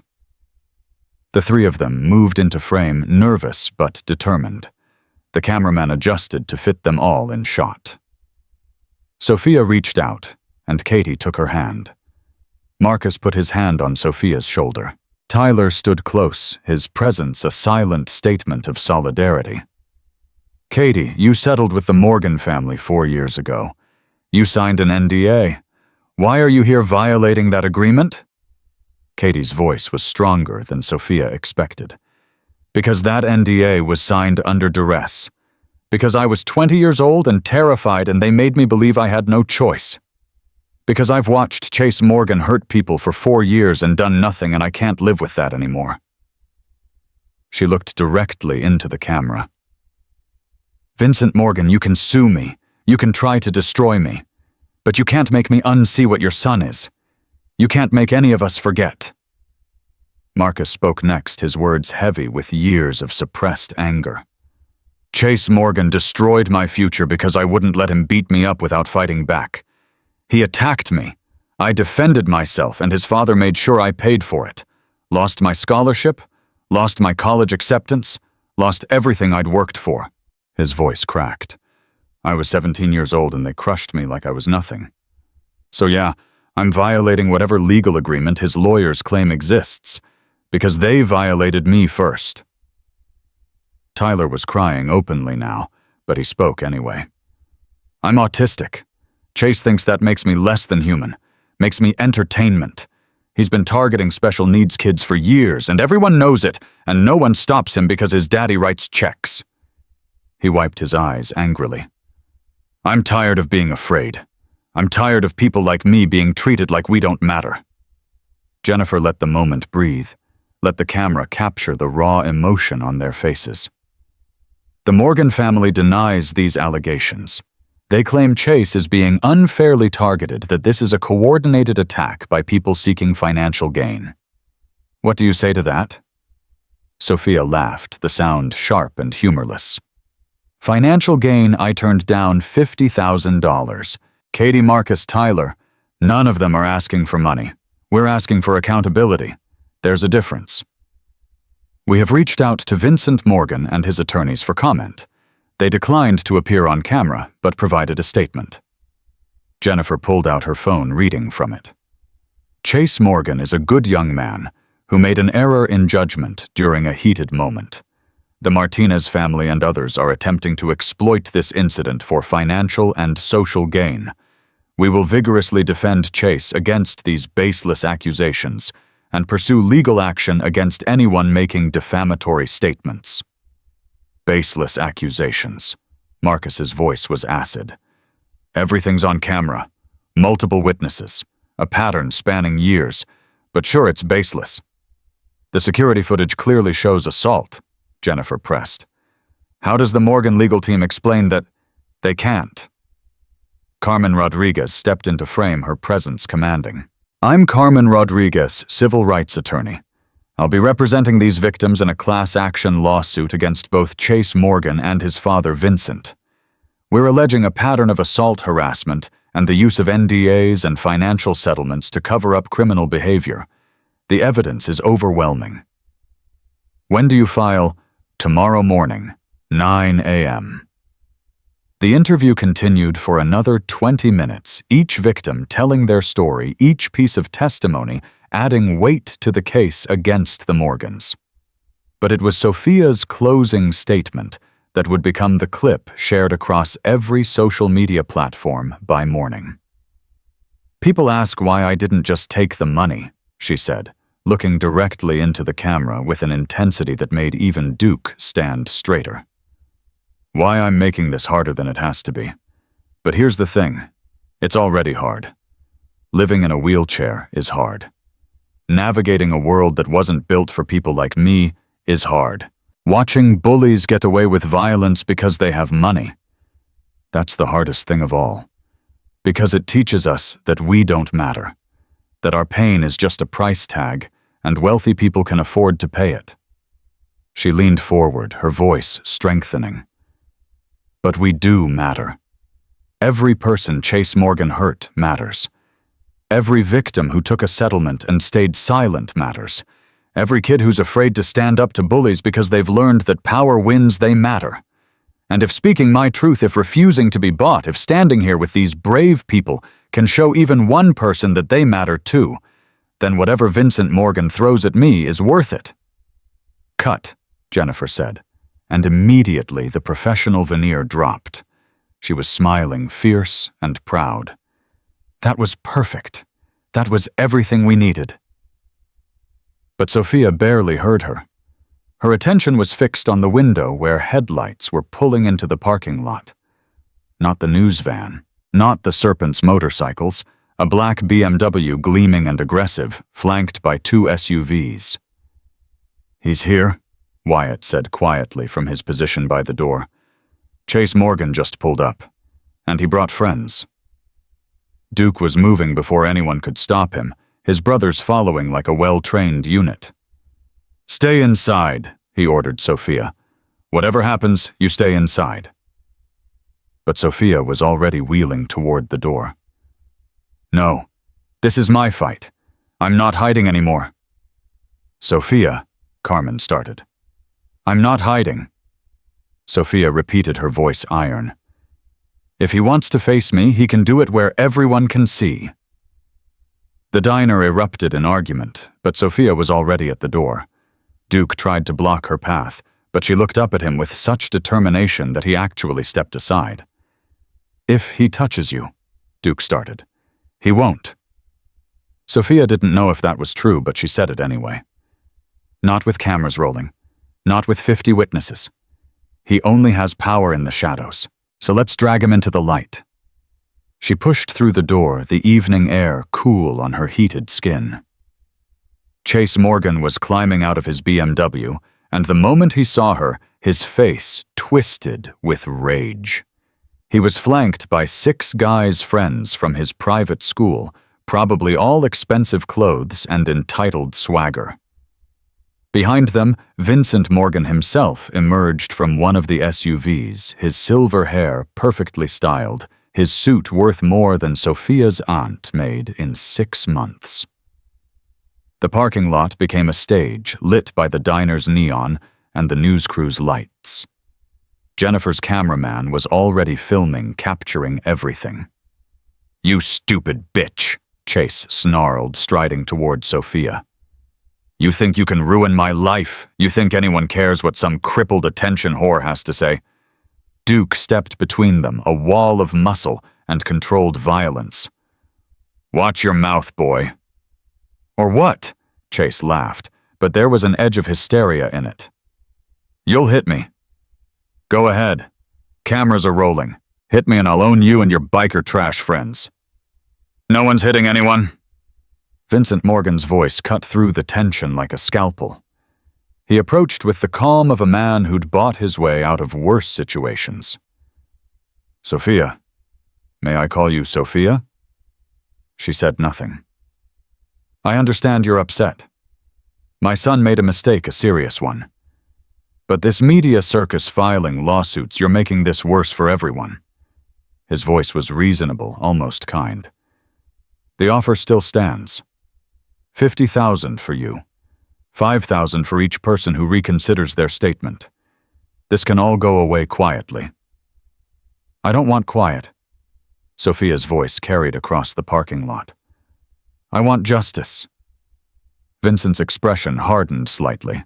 Justice is expensive, my dear, and messy. Are you prepared for what comes next? The depositions where my lawyers pick apart every aspect of your life. The medical records they'll subpoena showing every therapy session, every medication, every moment of weakness. They'll paint you as unstable, desperate, looking for a payday. Let them try. They will succeed. Vincent leaned down, his voice dropping to something almost paternal. I've destroyed better people than you for less. I'm offering you mercy. Take it. Sophia felt the weight of his words, the truth in them. He could destroy her. Would destroy her. The machine of his wealth and influence would grind her down until there was nothing left but debt and humiliation and a cautionary tale about girls who didn't know their place. But she looked past Vincent to Chase, who was smirking like he'd already won. She saw in his eyes the same cruelty that had been there when he slapped her, the same certainty that the world existed for his amusement. And she thought about all the victims who'd taken the money, who'd stayed silent, who'd let that cruelty continue unchecked because fighting back seemed impossible. Duke's hand found her shoulder, a silent offer of support. Behind her, Katie, Marcus, and Tyler had emerged from the diner. The serpents formed a protective semicircle. Jennifer's camera captured everything. No, Sophia said simply. Vincent's face went cold. Then you've made your choice. Chase, we're leaving. And Sophia. He straightened his mask of civility, dropping completely. By this time tomorrow, you'll wish you'd taken my money. I'm going to make sure of it. He turned to go, but Chase wasn't done. You think you're brave, he shouted at Sophia. You're pathetic. A crippled nobody who'll be forgotten in a week. I'll make sure everyone knows what you really are, a lying, attention-seeking. Enough. Duke's voice was quiet, but it stopped Chase mid-rant. You want to threaten someone? Threaten me. You want to throw around words. Try them on someone who can stand up and shove them back down your throat. But you don't get to talk to her like that. Not anymore. Chase's face flushed red. Your father will what sue me, go ahead. But here's what you need to understand, boy. Duke stepped forward, and despite the size difference, despite the money and privilege, Chase actually stepped back. You've been hitting people who can't hit back your whole life, taking out your pathetic inadequacies on people you think are weaker. But you made a mistake today. You hit family. My family. And the serpents, don't forget. Is that a threat? Vincent was recording on his phone now. Are you threatening my son on camera? It's a promise. Duke's smile was terrifying. But not the kind you're thinking. We're not going to touch him. We're not going to break any laws.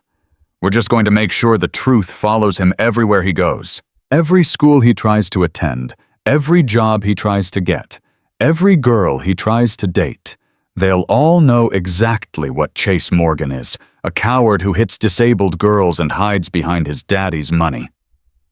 You can't, Chase started. We can. We will. Raven had joined Duke, her voice cutting. The internet is forever, kid, and we're very good at making sure things spread. By morning, your face will be synonymous with everything wrong with entitled rich boys. Try buying your way out of that. Vincent grabbed Chase's arm, pulling him toward the car. Let's go. Now. But Chase jerked free, his rage overcoming whatever sense he had left. He lunged toward Sophia, his fist raised. Duke moved to intercept, but he didn't need to. Sophia didn't flinch. She didn't cry out. She just looked at Chase with an expression of such profound pity that he actually froze mid-motion. "Go ahead," she said softly. "Hit me again. On camera, in front of witnesses, with your father watching. Prove to everyone exactly what you are." Chase's fist trembled in the air. His face went through a dozen emotions: rage, fear, shame, hatred. The parking lot held its breath. Jennifer's camera captured every second. And then Sophia said the words that would define everything that followed. "I forgive you." The silence that fell was absolute. Chase stared at her like she'd spoken a foreign language. Vincent's expression flickered with surprise. Even Duke looked stunned. "I forgive you," Sophia repeated louder now. "Not because you deserve it. You don't. But because carrying hate for you would poison me, and I won't give you that power. You're broken, Chase. Broken in ways money can't fix. And I feel sorry for you." Chase's fist slowly lowered. For just a moment, something like humanity flickered in his eyes. Pain, confusion, the dawning realization that he'd become something monstrous. Then Vincent's hand clamped on his shoulder. "In the car, now!" This time Chase obeyed, climbing into the BMW like a puppet with cut strings. Vincent gave Sophia one last look, calculating and cold. "This isn't over." "No," Sophia agreed. "It's just beginning." The BMW and SUVs pulled out their expensive engines, roaring into the night. But they'd barely cleared the parking lot when red and blue lights flashed from the main road. 2 police cruisers blocked their exit, and Deputy Chen emerged from one of them, arrest warrant in hand. "Chase Morgan," her voice carried across the distance, official and final. "You're under arrest for assault and battery. You have the right to remain silent." The parking lot erupted. Jennifer's crew rushed forward to capture the arrest. The Serpents let out a collective cheer. Inside the diner, Mabel started crying tears of relief. But Sophia just sat in her wheelchair watching, as Chase was handcuffed and placed in the back of a cruiser, his father already on the phone with lawyers already trying to fix this. She felt no triumph, no satisfaction. Just exhaustion and a strange, sad peace. Duke knelt beside her. "You okay, little bird?"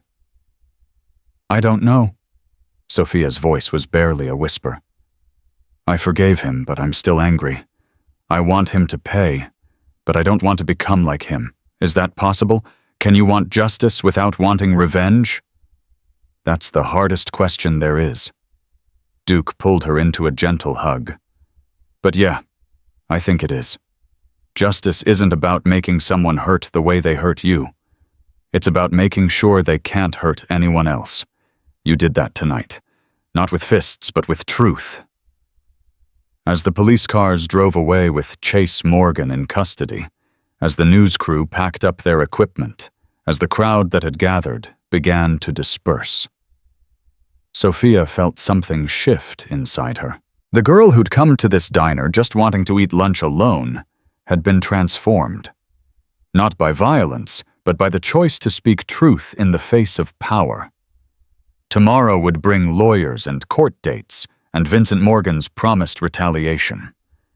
But tonight, in the parking lot of the Chrome Valley Diner under a sky full of stars, Sophia Martinez had proven something that no amount of money could buy. Dignity cannot be purchased. Truth cannot be silenced. And sometimes mercy is the strongest form of justice there is. The arrest should have been the end of the story. In movies, the bad guy gets handcuffed, the credits roll, and everyone goes home believing justice prevailed. But real life, Sophia discovered, over the next 72 hours was far messier than any screenplay. Chase Morgan was released on bail within 3 hours. Vincent's lawyers worked their magic, arguing that Chase was a pillar of the community, with no flight risk, that the charges were based on circumstantial evidence being manipulated by vengeful individuals seeking financial gain. The judge, a man who'd received campaign contributions from Vincent Morgan for the past decade, set bail at $50,000. Vincent paid it in cash. By midnight, Chase was back in his mansion, probably sleeping in his comfortable bed, while Sophia lay awake in her aunt's apartment, replaying the confrontation in the parking lot, wondering if forgiveness had been weakness disguised as strength. The interview aired the next morning on regional news network, and within hours it had been picked up by national outlets. Sophia's face was everywhere: news websites, social media, morning talk shows. The headline that kept appearing made her stomach turn: "Disabled woman forgives attacker in viral confrontation." "They're missing the point," she told Duke, who'd stationed himself and 3 other serpents outside her aunt's apartment building as unofficial security. "The story isn't that I forgave him. It's that he assaulted me and almost got away with it." "The media loves a redemption narrative," Duke said, his voice tired. He'd been up all night coordinating protection shifts, monitoring social media for threats. Forgiveness makes people feel good. Accountability makes them uncomfortable. But alongside the feel-good headlines, something else was happening. Sophia's phone hadn't stopped ringing. Reporters wanting interviews, yes, but also other calls. Other victims. By the second day, Carmen Rodriguez had 17 people who'd contacted her office claiming they'd been assaulted, harassed, or intimidated by Chase Morgan over the past 8 years. 17, Carmen said during an emergency meeting in her Phoenix office, where Sophia had been driven under serpent escort. "And those are just the ones brave enough to come forward. Based on the patterns I'm seeing, I'd estimate the real number is closer to 40 or 50. Sophia felt sick. 40 or 50 people. 40 or 50 lives touched by Chase Morgan's cruelty, most of them staying silent because they'd learned the same lesson she almost learned, that fighting back against power was futile. "Can we use their testimonies?" Katie asked. She'd taken a week off work in Seattle to stay in Chrome Valley, sleeping on Sophia's aunt's couch, becoming the sister Sophia had never had. "Some of them signed NDAs," Carmen explained. "Those are trickier. But the ones who were minors when they signed, those agreements are void. And the ones who can prove duress, or that the NDAs were covering up criminal activity, we can challenge those." She looked at Sophia. "But here's the reality. Vincent Morgan's legal team filed a countersuit this morning. They're suing you, Katie Marcus Tyler, and me for defamation conspiracy and intentional infliction of emotional distress. They're asking for $20 million in damages." The number hung in the air like a guillotine blade. $20 million. Sophia would never see that much money in 10 lifetimes. The debt alone would crush her, destroy any hope of a normal future. "They don't expect to win," Carmen continued. "This is a SLAPP suit, strategic lawsuit against public participation. They're trying to bury us in legal fees, make the cost of speaking out so high that we give up." "Will it work?" Marcus's voice was quiet. "That depends on you." Carmen's honesty was brutal, but necessary. "I'm working pro bono, so my fees aren't an issue. But discovery depositions expert witnesses that all costs money. And Vincent Morgan has unlimited resources. He can drag this out for years, make your lives a living hell, while his lawyers file motion after motion." Sophia looked around the conference room. At Katie, who'd already been fired from her job in Seattle after her employer received a threatening letter from Morgan's attorneys. At Marcus, who'd been evicted from his apartment after his landlord, who owed Vincent Morgan money, claimed he was violating his lease. At Tyler, whose parents had begged him to back out, terrified of the Morgan family's reach. "I'm not quitting," Sophia said. "Me neither." Katie's jaw was set. "I already lost everything once by staying silent. I won't do it again." I'm in, Marcus added. Whatever it takes. Tyler nodded, his hands shaking, but his resolve clear. My mom's scared, but she told me she raised me to stand up to bullies. So that's what I'm doing. Carmen smiled, fierce and proud. Then we fight. And we fight dirty because they certainly will. The media attention intensified over the next week. Sophia did 3 more interviews, each one carefully crafted with Carmen's guidance to focus on the pattern of abuse rather than the individual incident. She spoke at a disability rights rally in the state capitol. Her words amplified through speakers to a crowd of 5,000 people holding signs that read, "Justice for Sophia" and "End entitled violence." But with visibility came vulnerability. The death threats started on day 4, anonymous messages telling her to kill herself, that she was a lying whore, using her disability for attention, that she deserved worse than a slap. Someone spray-painted "crippled liar" on her aunt's apartment building. A brick was thrown through Mabel's diner window with a note, "This is what happens to traitors." The serpents increased security. Duke moved into Sophia's aunt's living room, sleeping on the couch with a baseball bat within reach. Raven set up a rotation of riders who escorted Sophia everywhere, to therapy appointments, to legal meetings, to the grocery store. The media called them vigilantes. Sophia called them family. 2 weeks after the arrest, the preliminary hearing arrived. Sophia wheeled into the courthouse, flanked by serpents, facing a gauntlet of cameras and reporters shouting questions. Inside the courtroom was packed supporters on one side, Morgan family allies on the other, and in the middle, the machinery of justice grinding slowly forward. Chase sat at the defense table in a suit that probably cost more than Sophia's wheelchair, his expression carefully neutral. Vincent sat behind him, a hand on his son's shoulder, projecting paternal support for the cameras. Their legal team took up an entire row, 6 lawyers, each one more expensive than the last. Carmen sat alone at the prosecution table with Sophia beside her. The imbalance was intentional, designed to intimidate. It almost worked. The hearing itself was technical procedural. Chase's lawyers argued that the evidence was insufficient, that the security footage was ambiguous, that Sophia had provoked the confrontation. They presented a psychiatrist who testified that Chase suffered from impulse control issues stemming from childhood trauma, essentially arguing that his wealth and privilege had damaged him so badly he couldn't be held responsible for his actions. Carmen countered with medical records documenting Sophia's injuries, with testimony from Mabel and Carla, with the 17 other victims who'd filed statements. She played the security footage 3 times, each viewing more damning than the last. The judge, a different one this time, appointed after Deputy Chen filed a complaint about the first judge's obvious bias, listened impassively. When both sides rested, she took exactly 30 seconds to make her ruling. The defendant will stand trial for assault and battery. Trial date set for 6 weeks from today.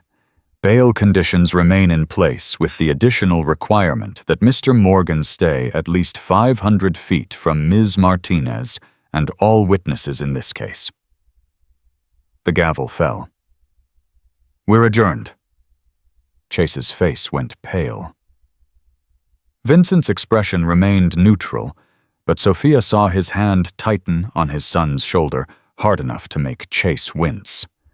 They'd expected the charges to be dismissed, expected money and influence to work their magic. Instead, for the first time in his life, Chase Morgan was going to face real consequences. Outside the courthouse, reporters mobbed Sophia. How do you feel about the ruling? Do you think justice will be served? What do you want to say to Chase Morgan?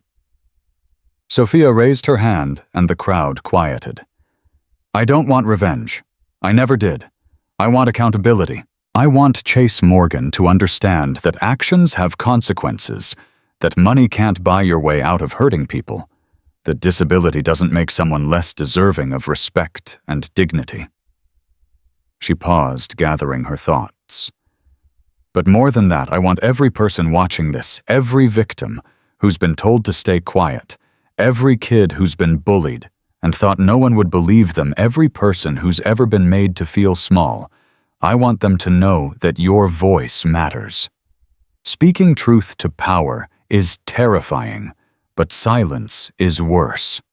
Because silence lets the bullies win. The clip went viral within hours, shared by advocacy groups, celebrated by activists, analyzed by legal commentators. Sophia became a symbol, whether she wanted to be or not.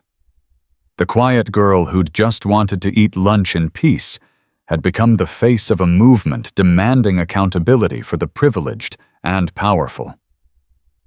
But symbols Sophia learned paid a heavy price. 3 weeks before the trial, her Aunt Rosa came home from her job at the hospital to find a termination letter waiting. No explanation, just a severance package and a polite suggestion that she pursue opportunities elsewhere. When Rosa called HR, they claimed it was a routine downsizing. But Rosa had worked there for 15 years with spotless reviews. It took Duke exactly 2 hours to discover that Vincent Morgan had donated $5 million to the hospital's new wing. One phone call later, Rosa was unemployed. "I'm so sorry," Sophia cried that night, guilt crushing her chest. "This is my fault. You're losing everything because of me." Rosa held her niece, smoothing her hair like she used to when Sophia was small and scared after the accident. "Mija, listen to me. I lost my sister when you lost your mother. You're all I have left of her. And Maria, your mama, she was fierce. She never backed down from anything. When I see you standing up to these people refusing to be silenced, I see her." Rosa pulled back, cupping Sophia's face in her hands. "This isn't your fault. It's theirs, and we're going to get through it together." The Iron Serpents set up a fund, and within 48 hours, supporters had donated enough to cover Rosa's expenses for 6 months. Mabel started a meal train, making sure they had dinner every night. The community that had watched Sophia's assault in silence was learning to speak up, to act, to prove that collective care could counter individual cruelty. The trial arrived like a storm anticipated, dreaded, inevitable. The media circus was overwhelming. News vans lined the streets around the courthouse. Protesters held dueling signs, "Justice for Sophia" on one side, "Innocent until proven guilty" on the other, though everyone knew the second group was being paid by Morgan money. Jury selection took 3 days. Carmen fought to seat people who understood power imbalances, who'd experienced discrimination, who wouldn't be swayed by expensive suits and rehearsed tears. Vincent's lawyers fought to seat people who believed in the sanctity of wealth, who thought accusations against rich white boys were probably exaggerated, who'd give Chase every benefit of doubt his privilege demanded. They ended up with 12 people who seemed reasonably fair. Though Carmen muttered that reasonably fair in a system designed to protect power was still a long shot. The prosecution's case was methodical, devastating. Carmen walked the jury through every moment of the assault, supported by video evidence, medical records, witness testimony. Mabel testified, describing how Chase had threatened her livelihood.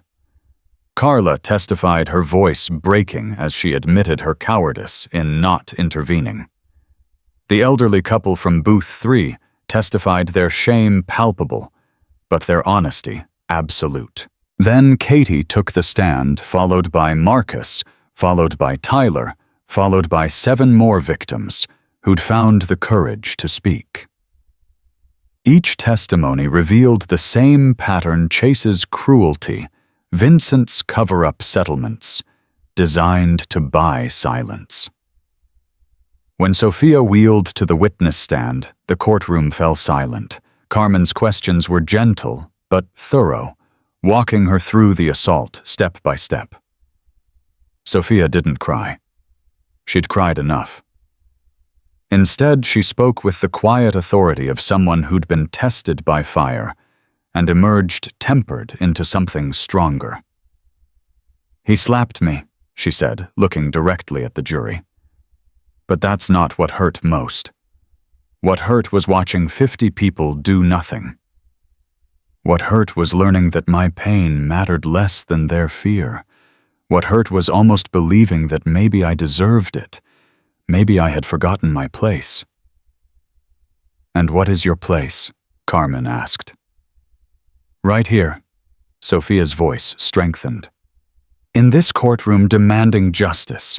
In that diner eating lunch without fear. In the world existing as a full human being deserving of respect. That's my place. That's everyone's place." The defense's cross-examination was brutal. Vincent's lead attorney, a shark in a three-piece suit named Richard Carrington, tried every tactic to discredit her. Wasn't it true that she'd been receiving therapy for depression? Wasn't it possible her mental state had distorted her perception? Wasn't she benefiting from all this media attention, getting donations, becoming famous? "I'm not famous," Sophia replied calmly. "I'm notorious. There's a difference. Famous is something you choose. Notorious is something forced upon you. I didn't want any of this. I just wanted to eat a burger in peace." Carrington shifted tactics. "Isn't it true that you rejected a generous settlement offer from my client?" "Yes." $50,000. That's a lot of money for someone in your financial situation. "It was blood money." Sophia's voice didn't waver. "The price of my silence. And I'm not for sale." "But you are accepting donations from supporters. Isn't that profiting from this incident?" "Those donations are helping my aunt keep her apartment after your client got her fired. They're helping pay for security because your client's supporters send me death threats. They're helping me survive the retaliation that comes from standing up to powerful men who think money makes them untouchable." Sophia leaned forward. "I didn't profit from being assaulted, Mr. Carrington. I'm being punished for refusing to stay quiet about it." The defense's case was predictable character witnesses describing Chase as a good kid who made a mistake, the psychiatrist explaining his trauma and impulse control issues, suggestions that Sophia had misinterpreted what was meant as playful teasing. They tried to paint Chase as the real victim, a young man whose life was being destroyed by a vindictive woman weaponizing her disability. It might have worked in another time, another case. But Carmen's rebuttal was surgical. She presented evidence of Chase's social media posts, years of cruel comments about disabled people, minorities, anyone he deemed inferior. She showed deleted videos of him harassing homeless people, mocking veterans, assaulting other students. Each piece of evidence demolished the defense's portrayal of a good kid who'd simply made one mistake. When Chase took the stand, Carmen destroyed him. "Did you slap Sophia Martinez?" "It was an accident. I was gesturing and, yes or no, Mr. Morgan. Did your hand make contact with Ms. Martinez's face?" A pause. Then quietly, "Yes." "Did she give you permission to touch her?" "No, but did you throw ketchup on her clothing?" "I was just, yes or no, yes." "Did you mock her disability?" Chase's lawyer objected, but the judge overruled. Chase's face was red, his composure cracking. Maybe I said some things I shouldn't have." "You called her Wheels, didn't you? You asked where her keeper was. You told her she was taking up space." "I don't remember." "The security footage has audio, Mr. Morgan. Would you like me to play it for the jury again?" "No." Chase's voice was barely audible. "No." Carmen's voice was sharp. "Because you're ashamed of what you said, or because you know it proves you're exactly what 17 victims have described a bully who targets vulnerable people and then hides behind his father's money when faced with consequences." "Objection." Carrington was on his feet. "Sustained," the judge said. "Miss Rodriguez rephrase." But the damage was done. The jury had seen Chase Morgan without his mask, and what they'd seen was ugly. Closing arguments took an entire day. Carrington painted Sophia as a manipulator, Chase as a victim of circumstance. Carmen painted the truth a pattern of abuse, a culture of silence, a system that protected wealth over justice. "Ladies and gentlemen of the jury," Carmen said, her voice carrying to every corner of the courtroom. "This case is simple. Did Chase Morgan assault Sophia Martinez? The video evidence says yes. The witnesses say yes. The defendant himself admits contact occurred. Everything else, the excuses, the justifications, the attempts to blame the victim, is noise designed to distract you from that simple truth." She paused, letting the silence build. "But this case is also about something bigger. It's about whether we live in a country where money can buy immunity from consequences, whether disability makes someone less deserving of justice, whether powerful families can hurt people with impunity as long as they pay enough to keep victims silent." When Carmen turned to look at Chase, then at Vincent sitting behind him. 17 victims came forward. 17. And those are just the ones brave enough to speak. How many more are out there still silent, still afraid, still waiting to see if this jury will tell them their pain matters? She turned back to the jury. "Your verdict will send a message. Guilty says that assault is assault, regardless of who commits it. Guilty says that disability doesn't make you less human. Guilty says that truth matters more than money. Not guilty." Carmen's voice hardened. "Not guilty says Chase Morgan was right, that Sophia should have known her place, that speaking up was the real crime, that victims should stay silent and accept their settlements and let bullies keep bullying." The jury deliberated for 6 hours. 6 hours during which Sophia sat in a courthouse waiting room, surrounded by serpents and supporters, unable to eat, barely able to breathe. Rosa held her hand. Duke paced like a caged lion. Katie, Marcus, and Tyler sat together, their silence heavy with understanding that this verdict would define all of them. When the bailiff called them back into the courtroom, Sophia's heart was hammering so hard she thought it might crack her ribs. The jury filed in, their faces unreadable. Chase sat rigid at the defense table. Vincent's expression was carved from stone. "Has the jury reached a verdict?" the judge asked. "We have, Your Honor."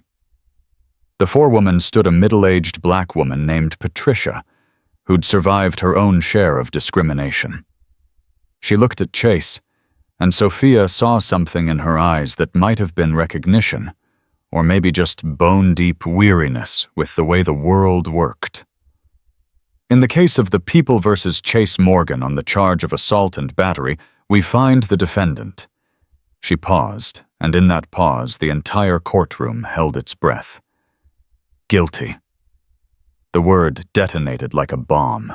The courtroom erupted, cheers from Sophia's supporters, gasps from the Morgan contingent reporters scrambling for their phones. Vincent's face went white, then red. Chase's head dropped into his hands. The judge banged her gavel, calling for order. "The defendant is remanded to custody pending sentencing, which will occur in 2 weeks. Bail is revoked." Chase was handcuffed right there in the courtroom, his expensive suit suddenly making him look even more pathetic. As the bailiff led him away, he looked at Sophia one last time. Not with hatred, but with something worse, incomprehension. He genuinely couldn't understand how this had happened, how money and privilege hadn't saved him. Outside the courthouse, Sophia faced a wall of cameras and microphones. Carmen stood beside her, along with Duke, Rosa, Katie, Marcus, Tyler, and a dozen other victims who'd found their voices. "Ms. Martinez, how do you feel about the verdict?" Sophia took a breath. "I feel like justice is real. Imperfect, yes. Too slow, absolutely. But real." Today, a jury of 12 people looked at the evidence, and decided that assault is assault, regardless of how much money the perpetrator has. They decided that disability doesn't make you less deserving of justice. They decided that truth matters. What message do you have for other victims? Speak up. Sophia's voice was fierce now. All the fear burned away by fire and replaced with something unbreakable. I know it's terrifying. I know the people who hurt you might have power and money and lawyers. I know the system is rigged to protect them. But speak up anyway, because every time someone chooses truth over fear, silence over safety, the system gets a little less rigged. The power gets a little less absolute. Change happens when enough voices rise together and say no more. The sentencing hearing 2 weeks later was anticlimactic. Chase received 6 months in county jail, 5 years probation, mandatory anger management and therapy, and a permanent restraining order preventing him from contacting any of his victims. It wasn't enough, Sophia knew that. 6 months for 8 years of terror. But it was something. It was consequence. It was Chase Morgan's name in a criminal database, his face on a mugshot, his future limited by a record that no amount of money could erase. Vincent Morgan didn't speak to reporters as he left the courthouse that day. But 3 weeks later, his lawyers quietly settled the civil suit. Each victim received financial compensation, not the insulting $5,000 from before, but real money, along with public apologies and the dissolution of all NDAs. The Iron Serpents received a donation to their victim advocacy fund. Mabel's Diner got a check that would cover renovations and 3 years of rent. It wasn't victory. Victory would have been Chase Morgan learning empathy, Vincent Morgan acknowledging his complicity, the system fixing itself.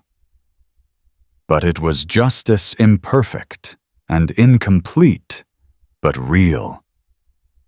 6 months later, Sophia stood at a podium in the Chrome Valley Town Hall, facing a crowd of 300 people who'd gathered for the first ever Community Courage Forum. The event had been her idea, a space where victims of bullying, assault, and intimidation could share their stories, find resources, connect with advocates. My name is Sophia Martinez, she began, her voice steady. 6 months ago, I was slapped in a diner by a boy who thought his money made him untouchable. 50 people watched. No one helped. I could have stayed silent, taken a settlement, disappeared, but I didn't. And you know why? She looked out at the crowd, seeing herself reflected in so many faces. Because people don't choose how they're hurt, but they can choose how they stand up. And when we stand up together, when we refuse to be silent, when we choose truth over fear, we become unstoppable. The applause was thunderous. In the front row, Duke Harris grinned with fierce pride. Beside him, Rosa wiped tears from her eyes. Katie, Marcus, and Tyler sat together, their presence a reminder that healing happens in community. And in the back, Raven and the Iron Serpents stood guard, their leather jackets, bearing a new patch alongside the winged skull, a small wheelchair symbol, and the words, "Protect the vulnerable." That night, Sophia sat in her aunt's apartment, writing in the journal Dr. Ramirez had encouraged her to keep. Her final entry read, "6 months ago, I thought eating lunch alone was brave. Now I know that real bravery isn't the absence of fear. It's choosing to act despite it." Chase Morgan slapped me, but he gave me something too, though he didn't mean to. He gave me a voice, and I used it to light a fire that spread farther than either of us could have imagined. They tried to silence me with money, with threats, with violence. But silence only works if you choose it. I chose truth. And truth spoken loudly enough and often enough can change the world. Outside her window, the sound of motorcycle engines rumbled to life, Duke and his brothers heading out on a night ride, watching over a town that was slowly learning to protect its most vulnerable instead of sacrificing them to power. Inside, Rosa made tea, and they sat together in comfortable silence. Two women who'd survived grief and violence and cruelty, who'd learned that family isn't just blood, but anyone who stands beside you when the world tries to knock you down. And somewhere in a county jail cell, Chase Morgan sat alone with his thoughts, and 6 months to contemplate what he'd become.